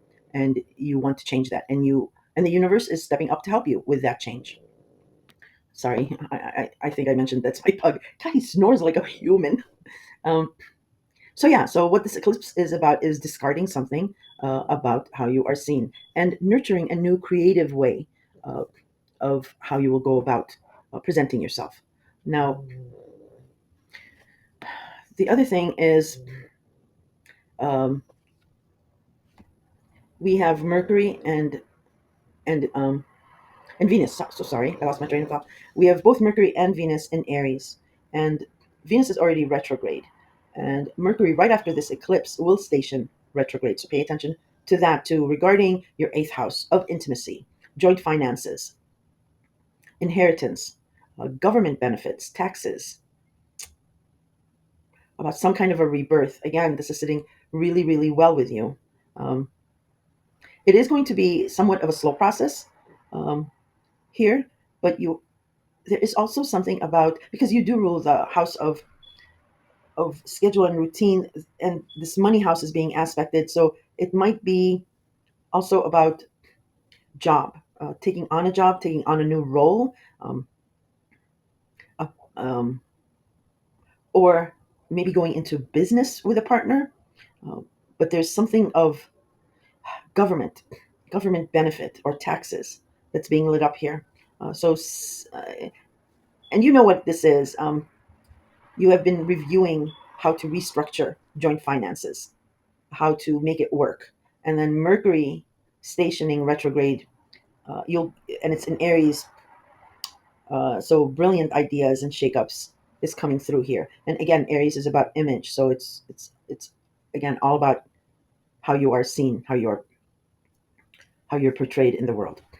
Um, the other thing is Jupiter is in Gemini, so you have these opportunities regarding your career too that are coming in hard and fast. So what I'm saying is that you have been very very busy, but you do know that you need to make a change regarding your image, but you haven't found the time, and you need to just pause, especially on this eclipse, because it's helping you with this eclipse. So you need to pause and make time to do this image change, to um, to refocus, because you're good at focusing in on what a problem is, and then you're very organized, so you can do like, okay, step one this, step two this, step three. So doing that, and then focusing on next week, this is what I'll do, Tuesday this is what I'm doing, and so on. That's going to help you out a lot. Okay, so this has really, regarding your partnership house, and again, you may not be in a partnership, but if you are in a partnership and if you have no issues, you're fine. It's a component of how you deal with partners that's going to change. And again, it's your appearance. If you have been having problems, um, and we have this one aspect, let me pull it up because this is important for you. Um, where is it? It's not here. It's the North Node, I believe. Oh, here it is. Sorry about that. So the moon in your sign, and this is right after the eclipse, um, 27 degrees, 23 minutes, will oppose the North Node. So some karmic opportunity. Um, and then the moon in your sign at 29 degrees and 24 minutes will oppose Neptune at those very critical degrees, at the 29th degree. That is huge. So again, there's this, Neptune is ending something here about partnerships, and Neptune is about illusion or idealism, and it's at the very end, and it is opposing your moon, this change that you want to make. And oppositions are good. In this case, in your case, because of this eclipse, it is good, because this partnership haze is coming to an end. And remember, partnerships, we project onto partners, uh, and they reflect back to us how we're seen. So after this opposition as well, it will show you that that partnerships are going to see you in a new light. I wanted to touch on that, and I already mentioned the Mercury stationing retrograde in Aries. That is about your eighth house of joint finances, taxes, or whatever. You started on something, you had an idea, um, and Venus is retrograde already, so you're reviewing um, joint finances or government benefits of some sort, and Mercury is going to catch up to Venus. I did say it's going to take a little bit of time because it won't go direct for some time, but Mercury will start going direct very shortly. And then on the 19th, Juno will retrograde in Sagittarius. And Sagittarius is your fourth house of home and family. And Juno is about commitment. So there was talk about some type of a commitment regarding home and family. When Juno retrogrades, you're going to be reviewing all that. But getting back to this eclipse, like I mentioned, many might say, that you might fear uh, this all these oppositions against you. I'm going to be in the camp of saying no. It's actually These oppositions are very, very beneficial to you, Virgo. So expect, and as I said, mentioned in the intro, um, you're not going to be recognizable by the end of these eclipses, but definitely you're going to see a significant shift by end of May, and definitely when Mars enters your sign. That will You will be unstoppable then. I feel sorry for whoever's in your way then. Okay, but again, this is about your image. It's about you. You hold the cards. It's not about uh, any partnerships dissolving or ending. It is in your hands. So I don't want any of my worrisome Virgos to worry about that. Okay, I will talk to you in the mid-month to end of the month scope. Until then, if you have any questions, you can throw them in the comments. All right, Virgo. Hi, Libra. Okay, so this week's scope, I'm focusing on the total lunar eclipse in Virgo. Virgo is your 12th house of the past, secrets, of confining spaces, of faith and spirituality. And it is being opposed by the Sun, Saturn, Neptune, and the North Node in Pisces. And Pisces rules your sixth house of health, habits, scheduling, and routine. Now, there is a release point with this lunar eclipse, and that is Taurus. Taurus is your eighth house of joint finances, of intimacy, um, taxes, government benefits, credits, loans, um, inheritance, and the such. So, Libra, what's going on here is, especially with what went down with your home and family, and especially the last year and a half with those awful eclipses in your sign and your opposite sign of Aries, um, it has completely changed your life, and it has stressed you out, but it has made you, how can I say it, humble or reclusive, um, and fearful. There's some kind of a fear. It might be about money, but uh, so so here, what this eclipse is about whatever worrisome rigidity, um, toiling, sacrificing, being exploited in some way, and not being recognized, needs to end regarding Virgo. And you can take that to your 12th house of confining spaces, because what it shows is that you seem to be very alone, or you feel that you are alone. Um, Sorry, that's my pug snoring. So sorry about that. Um, so there's this loneliness, and that might be um, that might be because of situations with your family or your friends who have reinforced um, some kind of a role that you have been uh, playing or adhering to, of like the perfect partner, of like the perfect homemaker, of the perfect um, worker, or student, or what have you. But that's not how you feel inside. You're an air sign, and you need to be free and alive and out there and going about. But with what you have gone through, it has just it's like being once bitten, twice shy. You're hesitant, and being a Libra, also you're very um, what's that word? You procrastinate. You procrastinate. You are a cardinal sign, so you're a powerful sign, but you tend to wait for something to happen rather than not take initiative, because like I said, you are a cardinal sign, but you procrastinate on taking the initiative. And what the universe is doing here is helping you with this eclipse. It is eclipsing this loneliness that you have, this confinement that you're confining yourself to. And again, it might be a fear of not letting down family or friends of how you are seen. But actually, in reality, uh, is when you let your inner child out, when you let that freedom loving uh, zodiac sign out of this 12th house of confinement, you get the support from others. Eighth house is also how other people value you, but it is you who are setting the parameters. Um, it is you who is accepting others' versions of how you should be. And once you switch that, uh, others will value you for how you value yourself.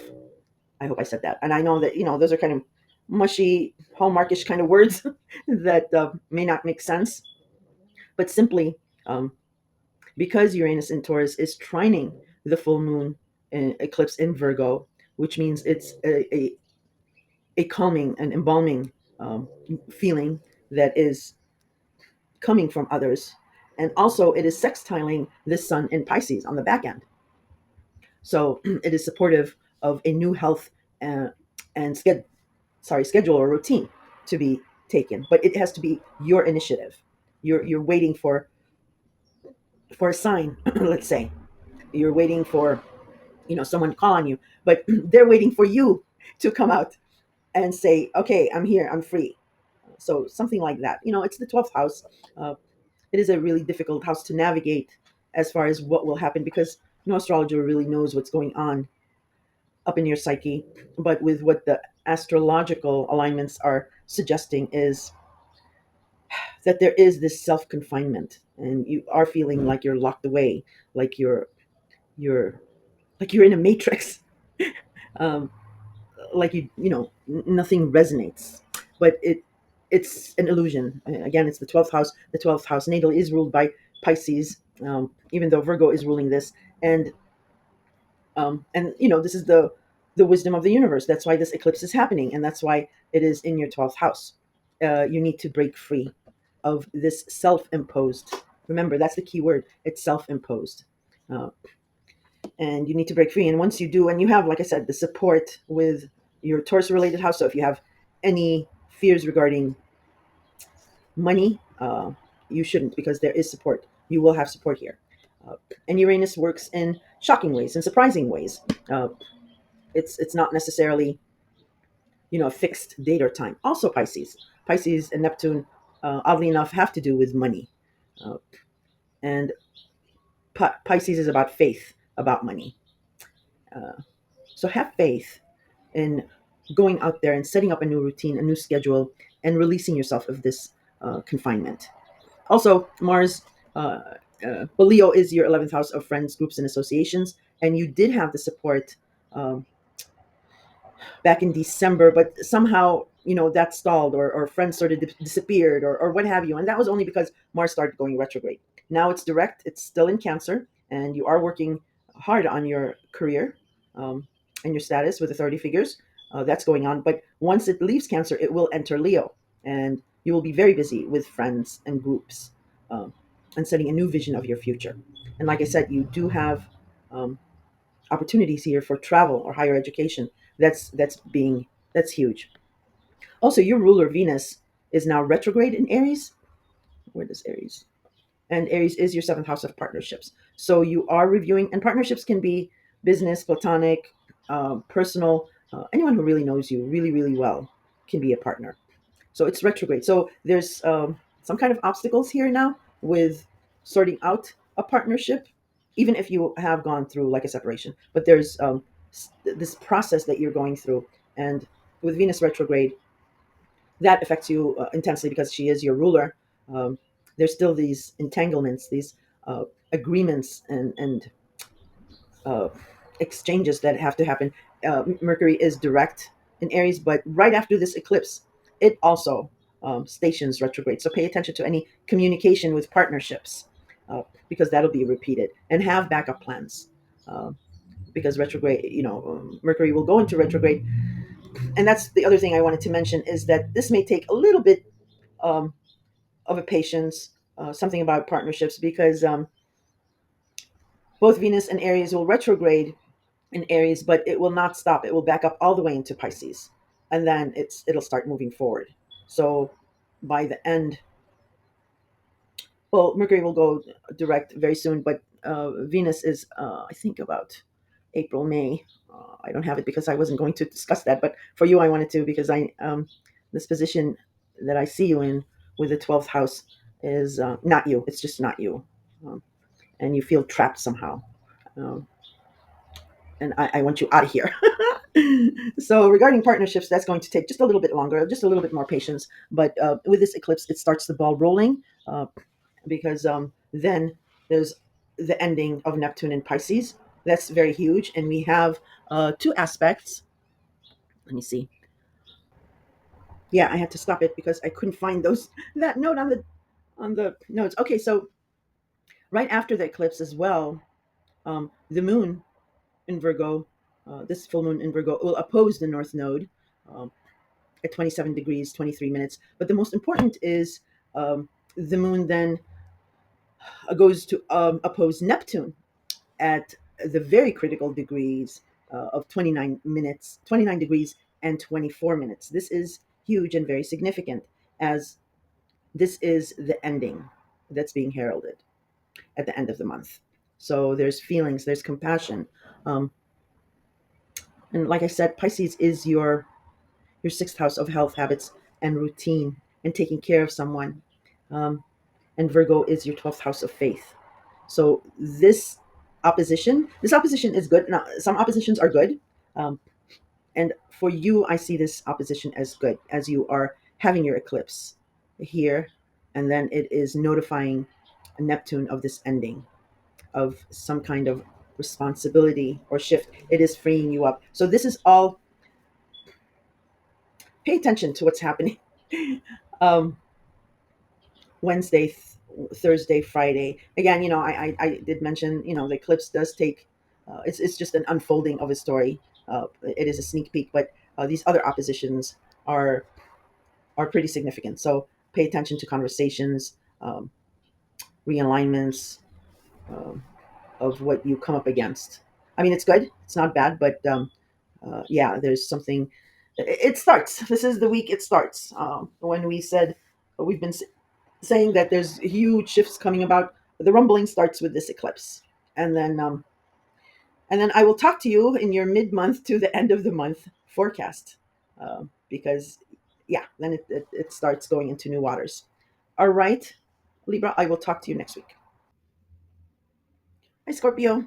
Okay, so this week's scope is really focused on the total lunar eclipse in Virgo, and Virgo is your 11th house of friends, groups, associations, any type of memberships, but it is also your hopes, visions, excuse me, and dreams of your future, of how you want to be seen. Um, and naturally, friends help or hinder us here. Uh, and this total lunar eclipse is being opposed by Saturn, the Sun, Neptune, and the North Node in Pisces. And that is your fifth house of love, romance, children, creativity, and gambling. Um, there is a release point here, which is Uranus in Taurus. Uh, because Uranus in Taurus is trining this full moon lunar eclipse. So that's an embalming, very pacifying feeling.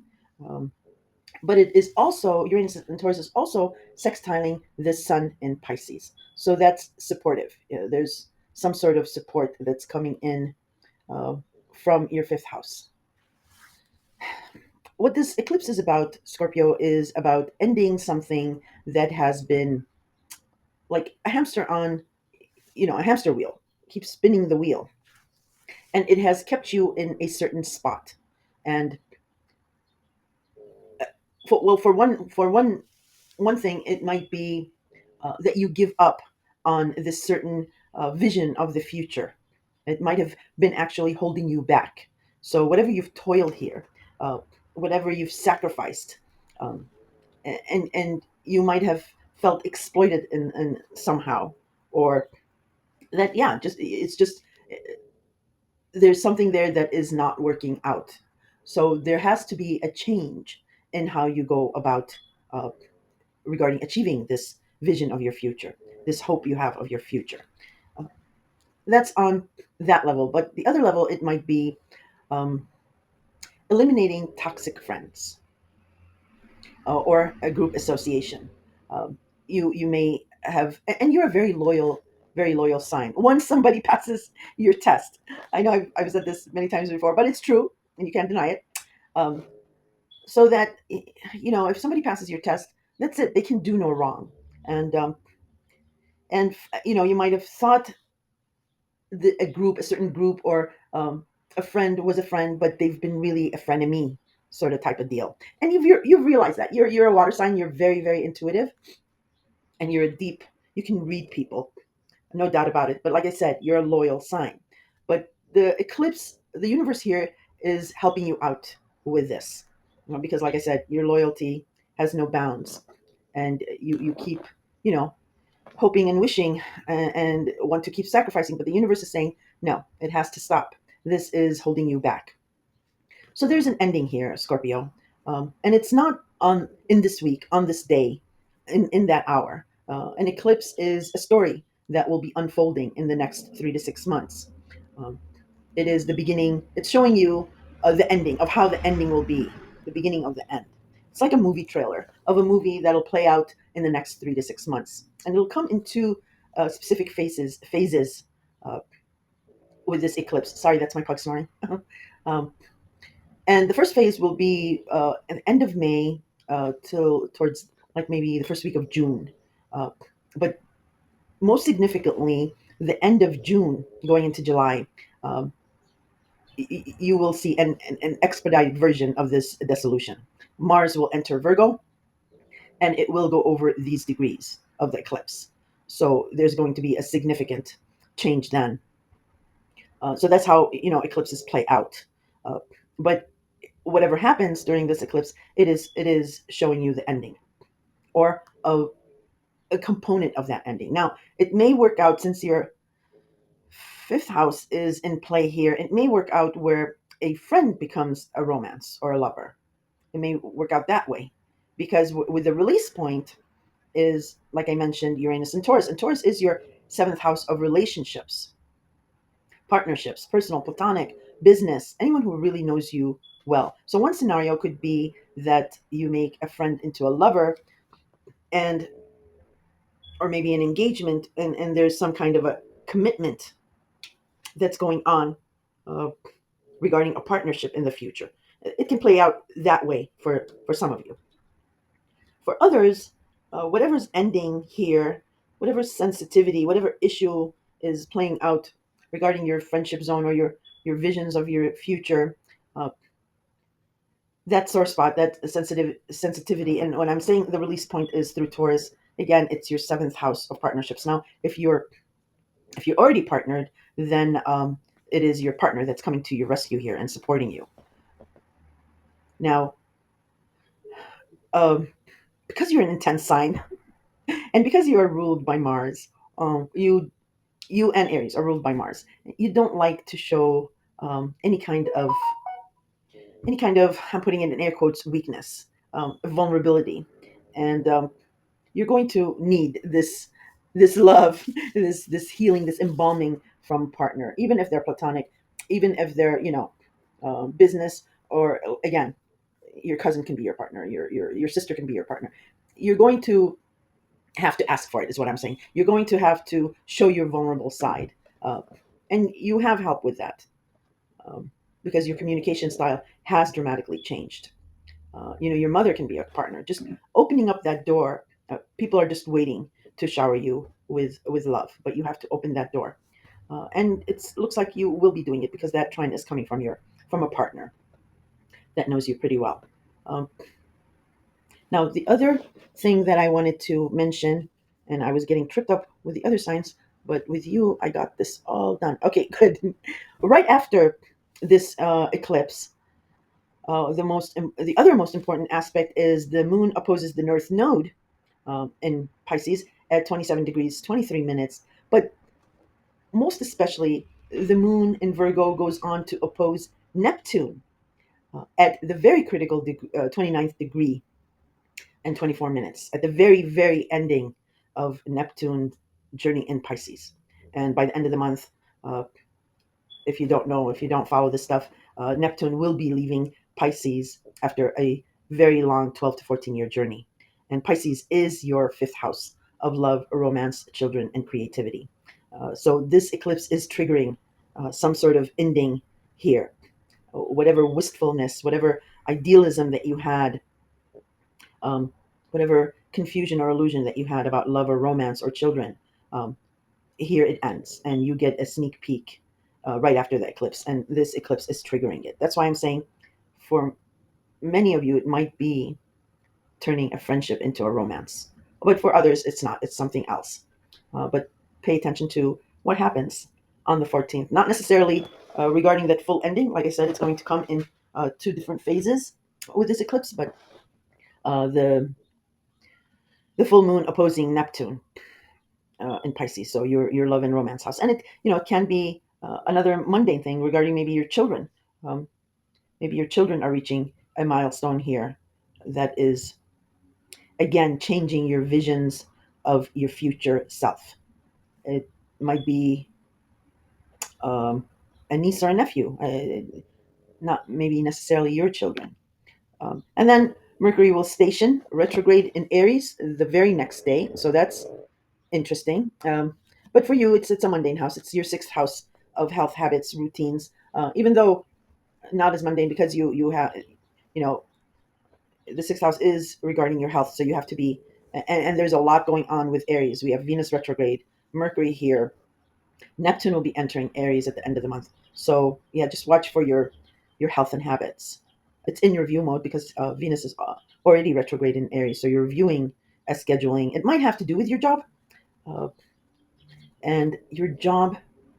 Maybe you're changing your job, but it has something to do with an image or imaging. Maybe it's uh, technology. Uh,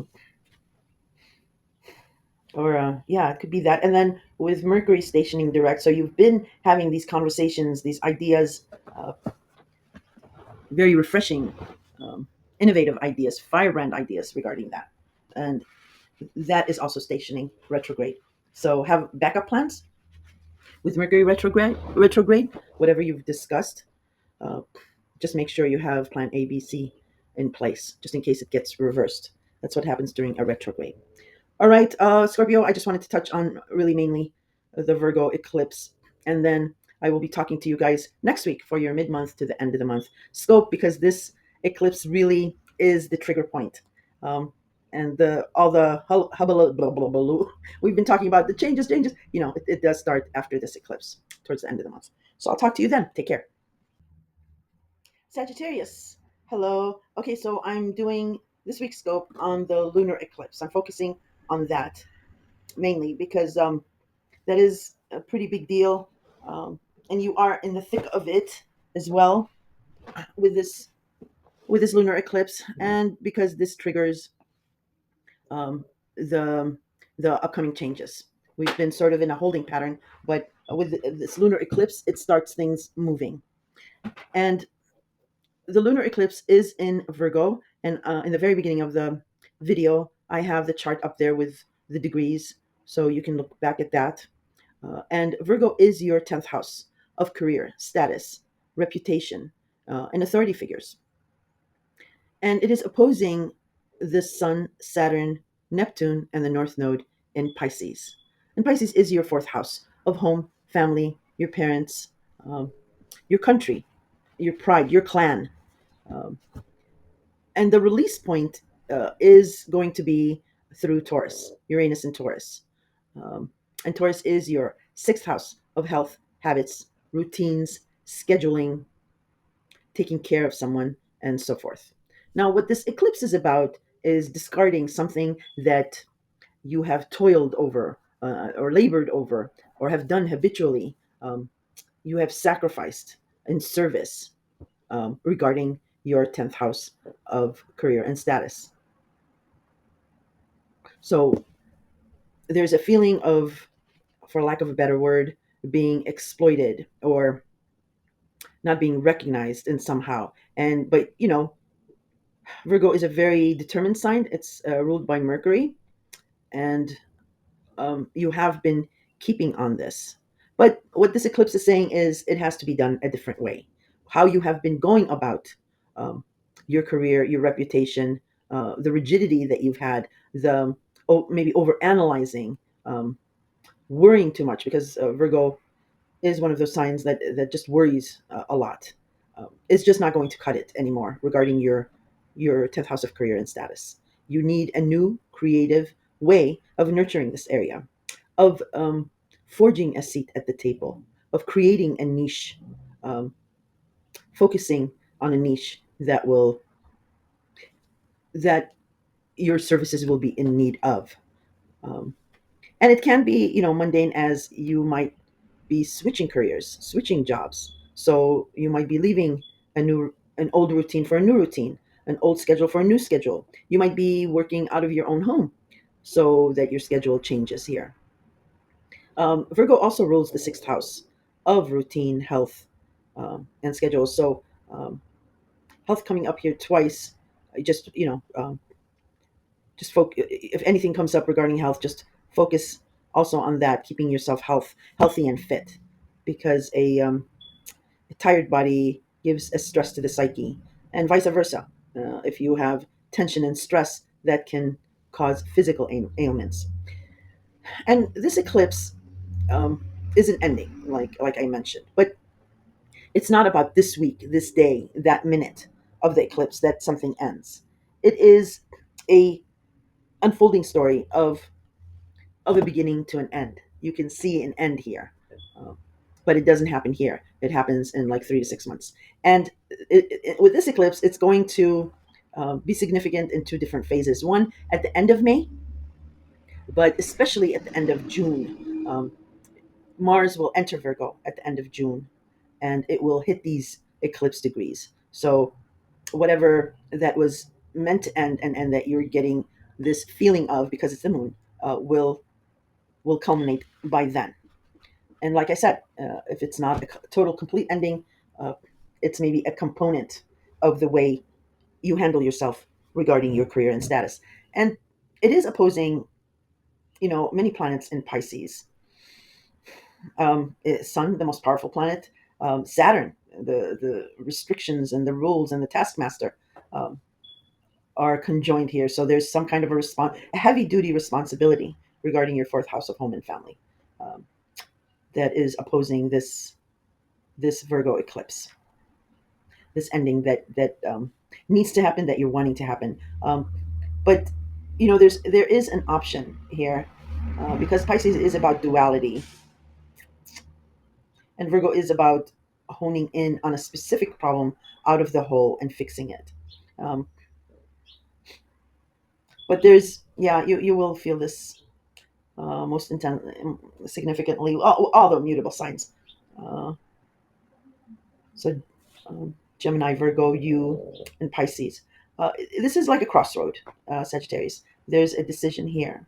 Do you leave this career um, thing and focus on this private stuff that's going on? Um, and it seems to be very important, because it has family. Maybe it is your child, um, because Venus is retrograde in Aries, and Aries is your fifth house of love, romance, and children, or creativity. Um, and Mercury is also in Aries, but right after the eclipse, it will station retrograde. So there's revision, retalk, which is kind of interesting. Um, but there's a lot going on in your private life and with your home and family. There's maybe a parent. There might be a parent, um, matriarchal figure, maybe a patriarchal figure, that is needing your help in somehow. And it is a challenging aspect for you, Sagittarius. And you're going to have to make a decision. Now, if you can balance the two, um, that would be great. But balancing the two has to be in a new way. It cannot be in the old way, because the old way will just not cut it. The old way you've been doing it is just not going to work. Like I said, when end of June, when Mars enters Virgo here, and you haven't found this new way of balancing both these things, it just dissolves. And don't forget, with this eclipse, it is freeing you up somehow. There is something that needs your attention, and it is some kind of a liberation. Now, the release point is coming through Taurus. Uranus in Taurus will trine.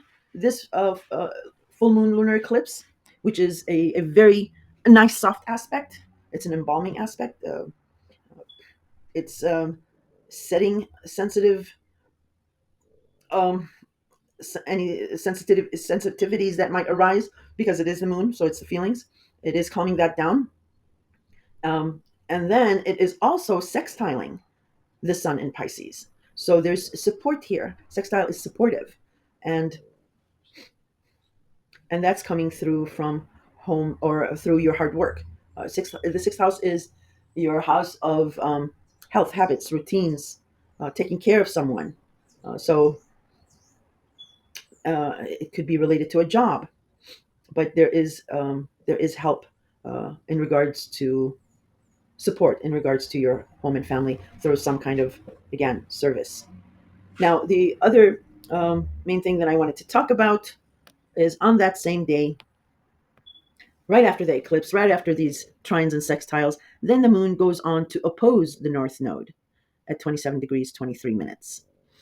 So something karmic in nature, something from the past, um, regarding home and family and your career and status. You've been here before. So it's karma. You're either owed or you owe.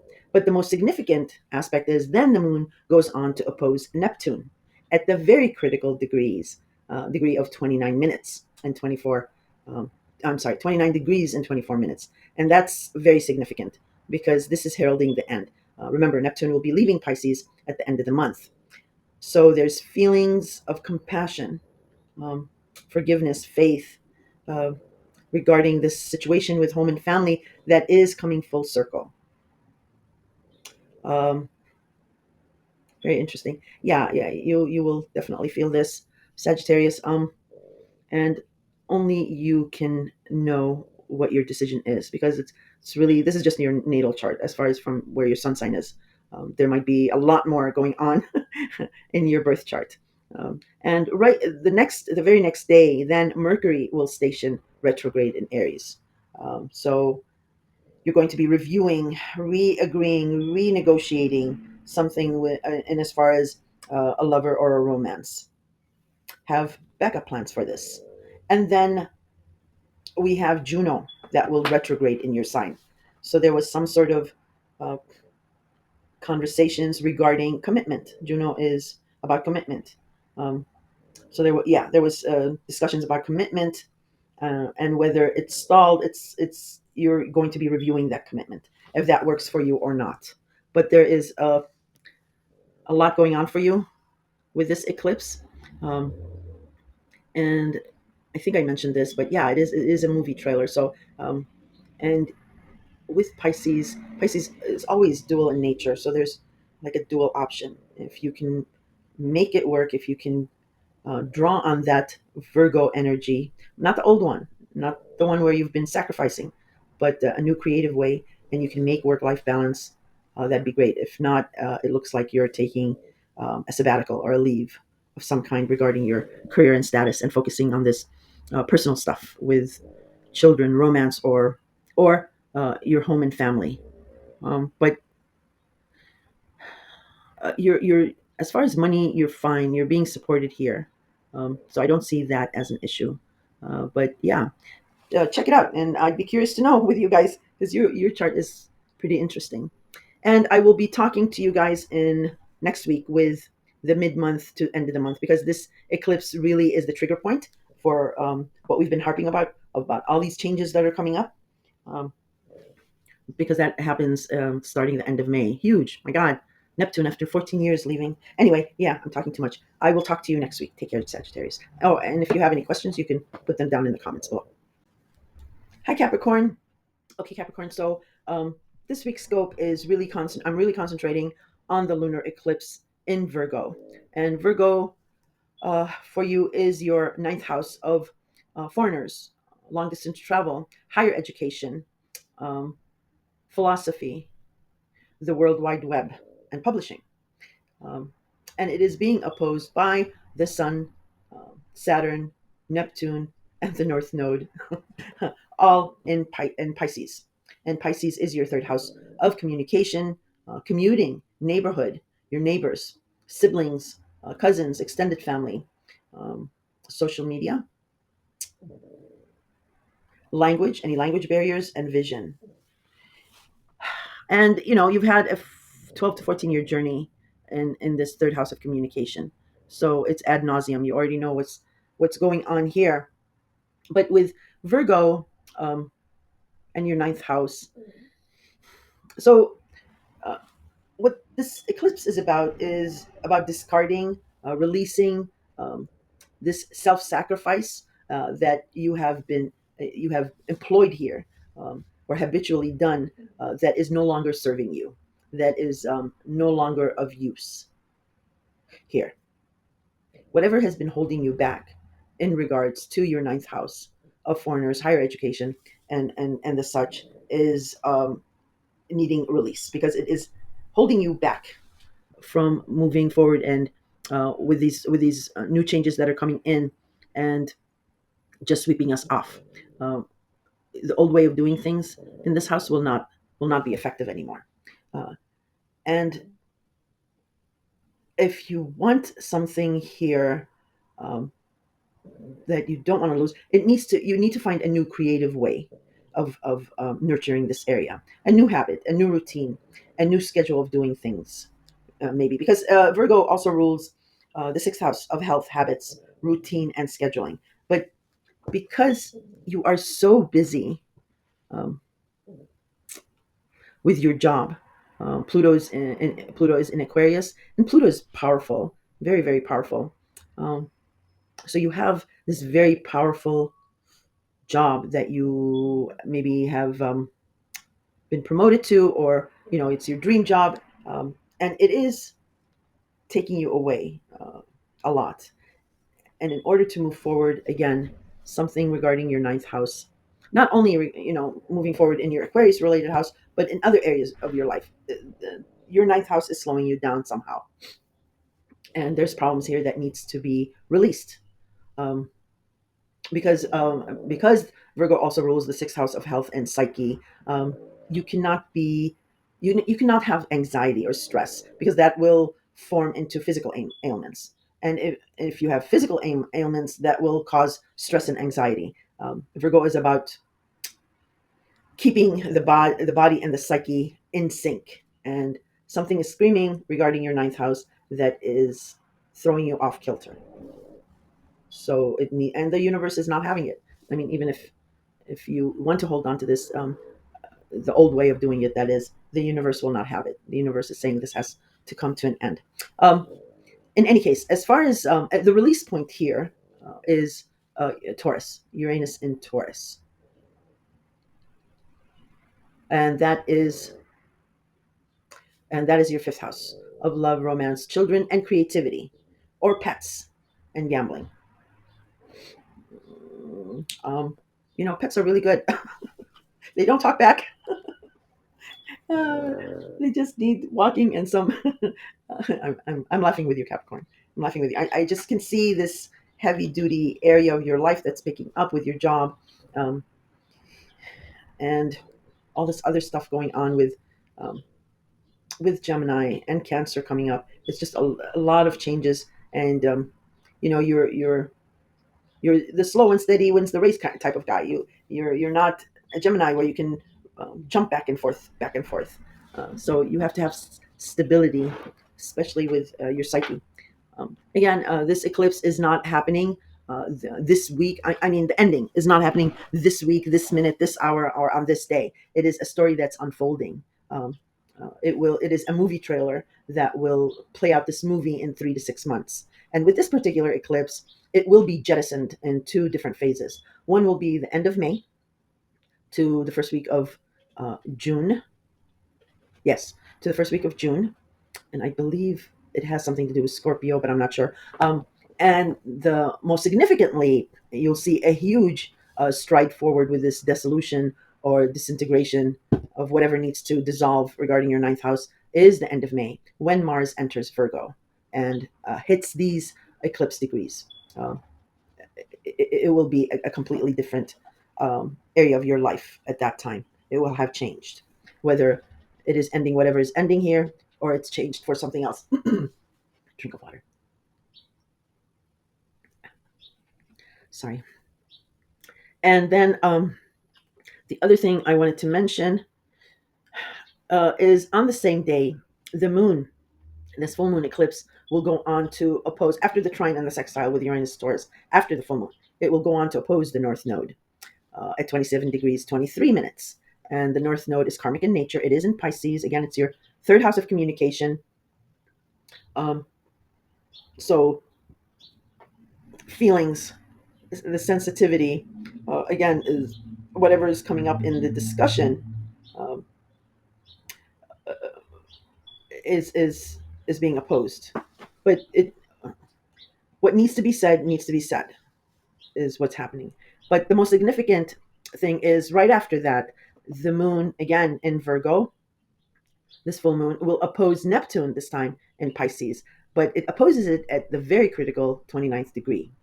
And that is the ending of your Pisces related house. It's heralding the ending of your Pisces related house at the end of the month, as Neptune, as after 12 to 14 very long years, will exit Pisces and will enter Aries.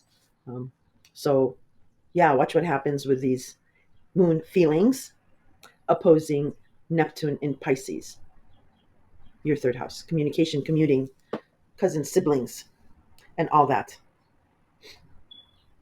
Um, then the very next day, Mercury will station retrograde, and always pay attention to when a planet is stationing.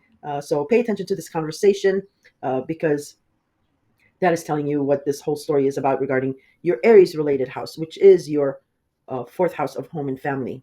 Um, and I'm sorry, I think earlier I might have mentioned. No, I was right. I was right. I apologize.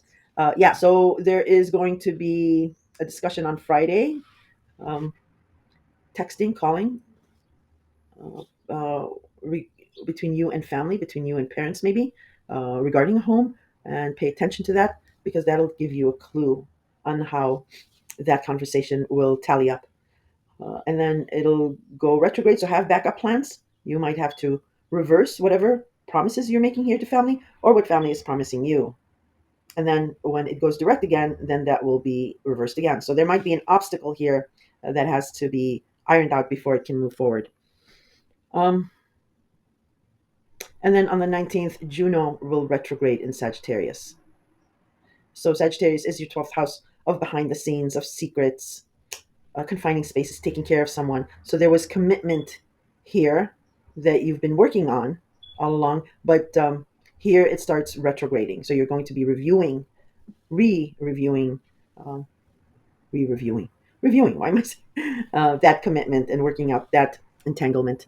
All right, Capricorn. So I just wanted to give you just a rundown on this eclipse. Really, um, that is the big story. And I will be talking to you guys next week. I will have a mid-month to end of the month because this lunar eclipse really is the trigger point that starts everything.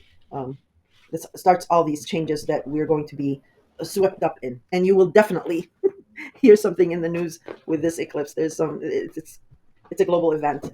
It's going to be a doozy. All right, Capricorn. I will talk to you soon. Hi, Aquarius. Okay, so this week's scope, I'm really concentrating on the lunar eclipse because that's what dominates this week. Everything else is mute. um, and I do have the chart up in the very beginning of um, this video. So if you wanted to know the degrees specifically and take a screenshot, you can do that. Now, this full moon total lunar eclipse will be in Virgo. Virgo for you is one of your financial houses. It is your eighth house of joint finances, intimacy, inheritance, taxes, government benefits, um, credits or loans. Uh, it can be also about the past and secrets or the taboo. But as the way the chart is set up here, it's mainly really about joint finances for you, or government benefits is coming up. Um, yeah, something like that. So in any case, it is being opposed by the Sun, Saturn, Neptune, and the North Node, let alone in Pisces. And Pisces is your second house of job, income, and your value system. Um,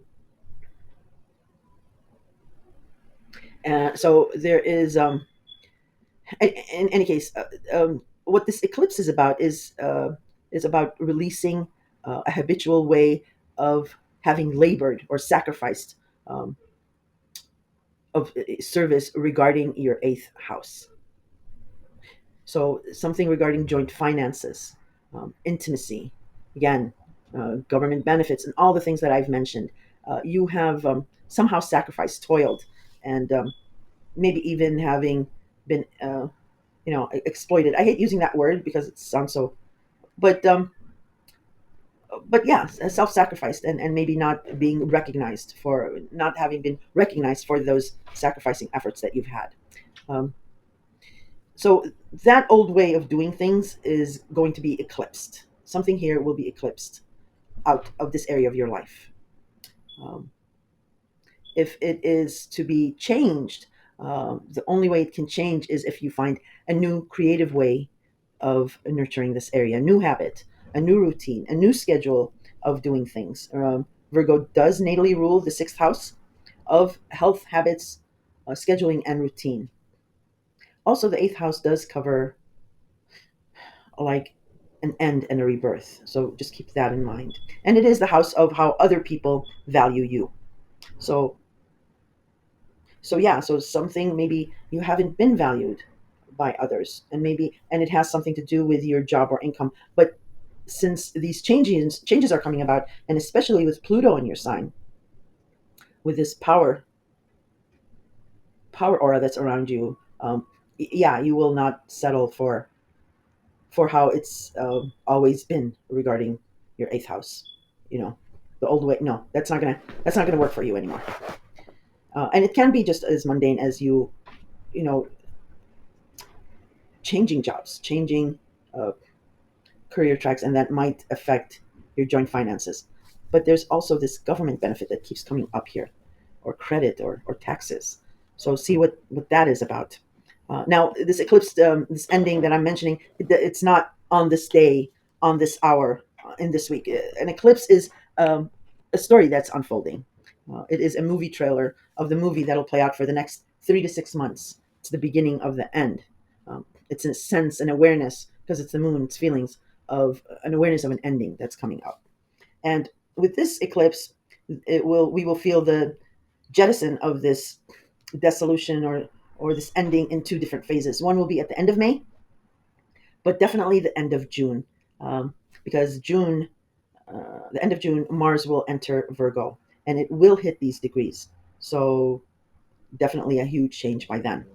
Now the release point, for all, if there is any sensitivity around all of this, is actually coming from Taurus. And Taurus is your fourth house of home and family and your parents, because Uranus in Taurus is actually trining this full moon eclipse. So that's a very embalming kind of feeling. It's a very calming feeling.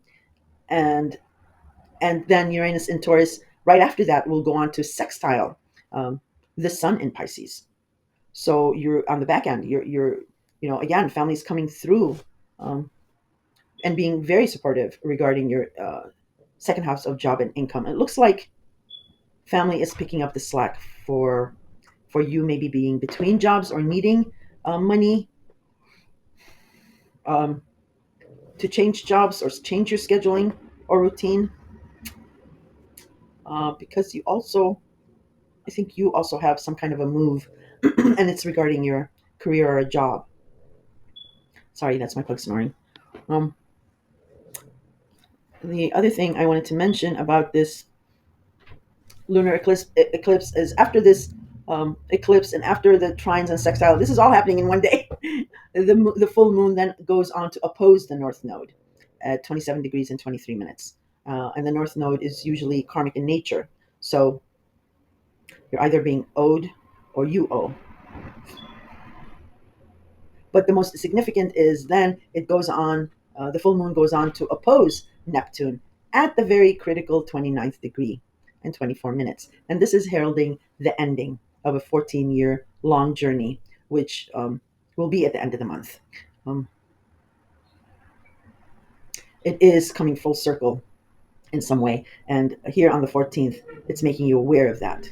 It's the moon, so you're becoming aware. There's this feeling. Um, and this opposition, some oppositions are good, and this opposition can be good because there's a compassionate ending of some sort here.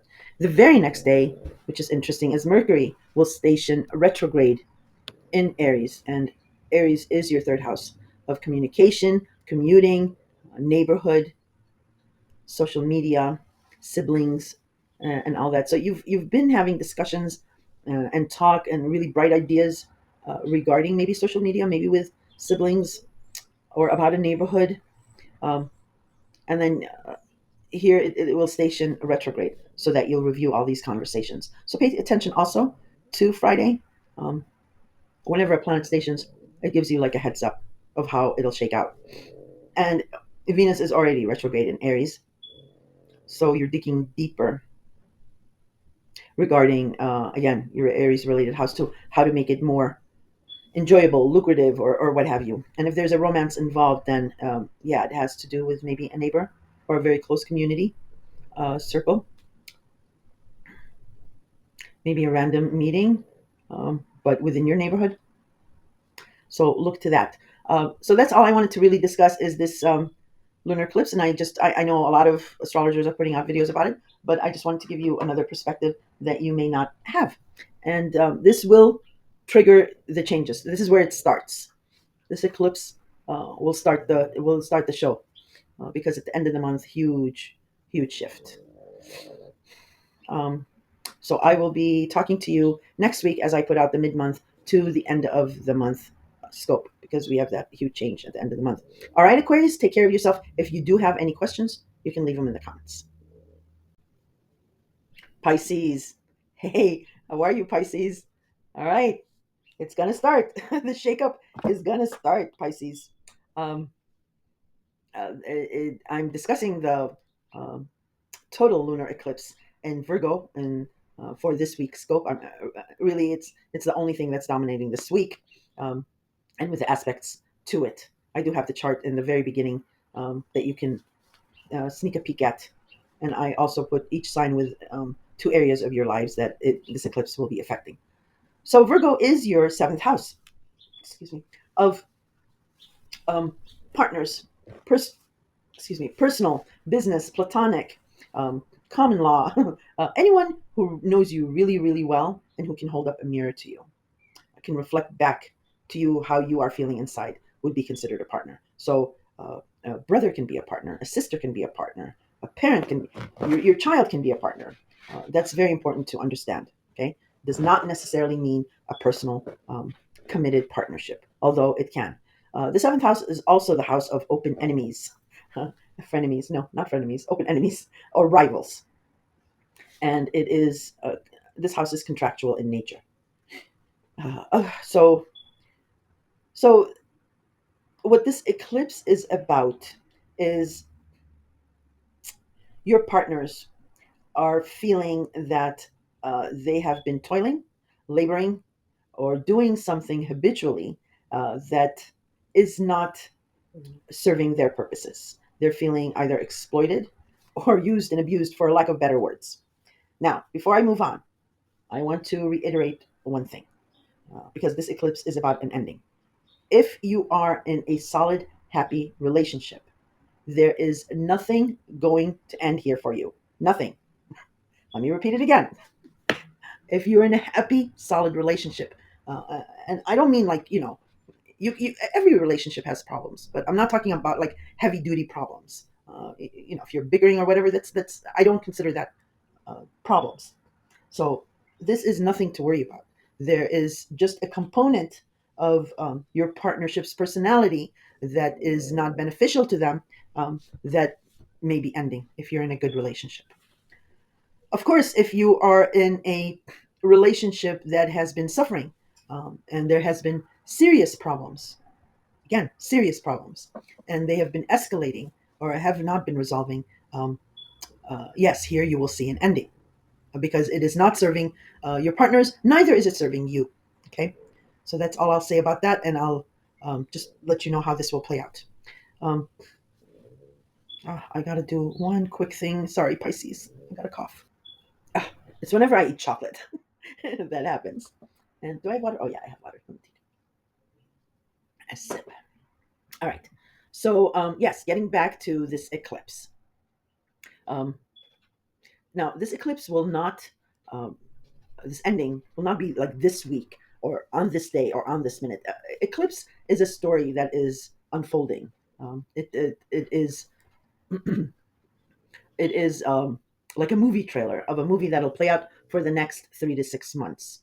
And with this eclipse in particular, it will the dynamics will shift in stride and urgency in two different phases. One will be the end of May to the first week of June, and definitely it will take a huge shift uh, by the end of June, because the end of June, Mars will enter Virgo, the god of war, and it will touch these degrees of the eclipse. So a huge, significant shift will happen then, or the culmination of this ending. So this is the beginning of the end. It is showing you, it's giving you a movie trailer of how this transformation is going to be, will happen.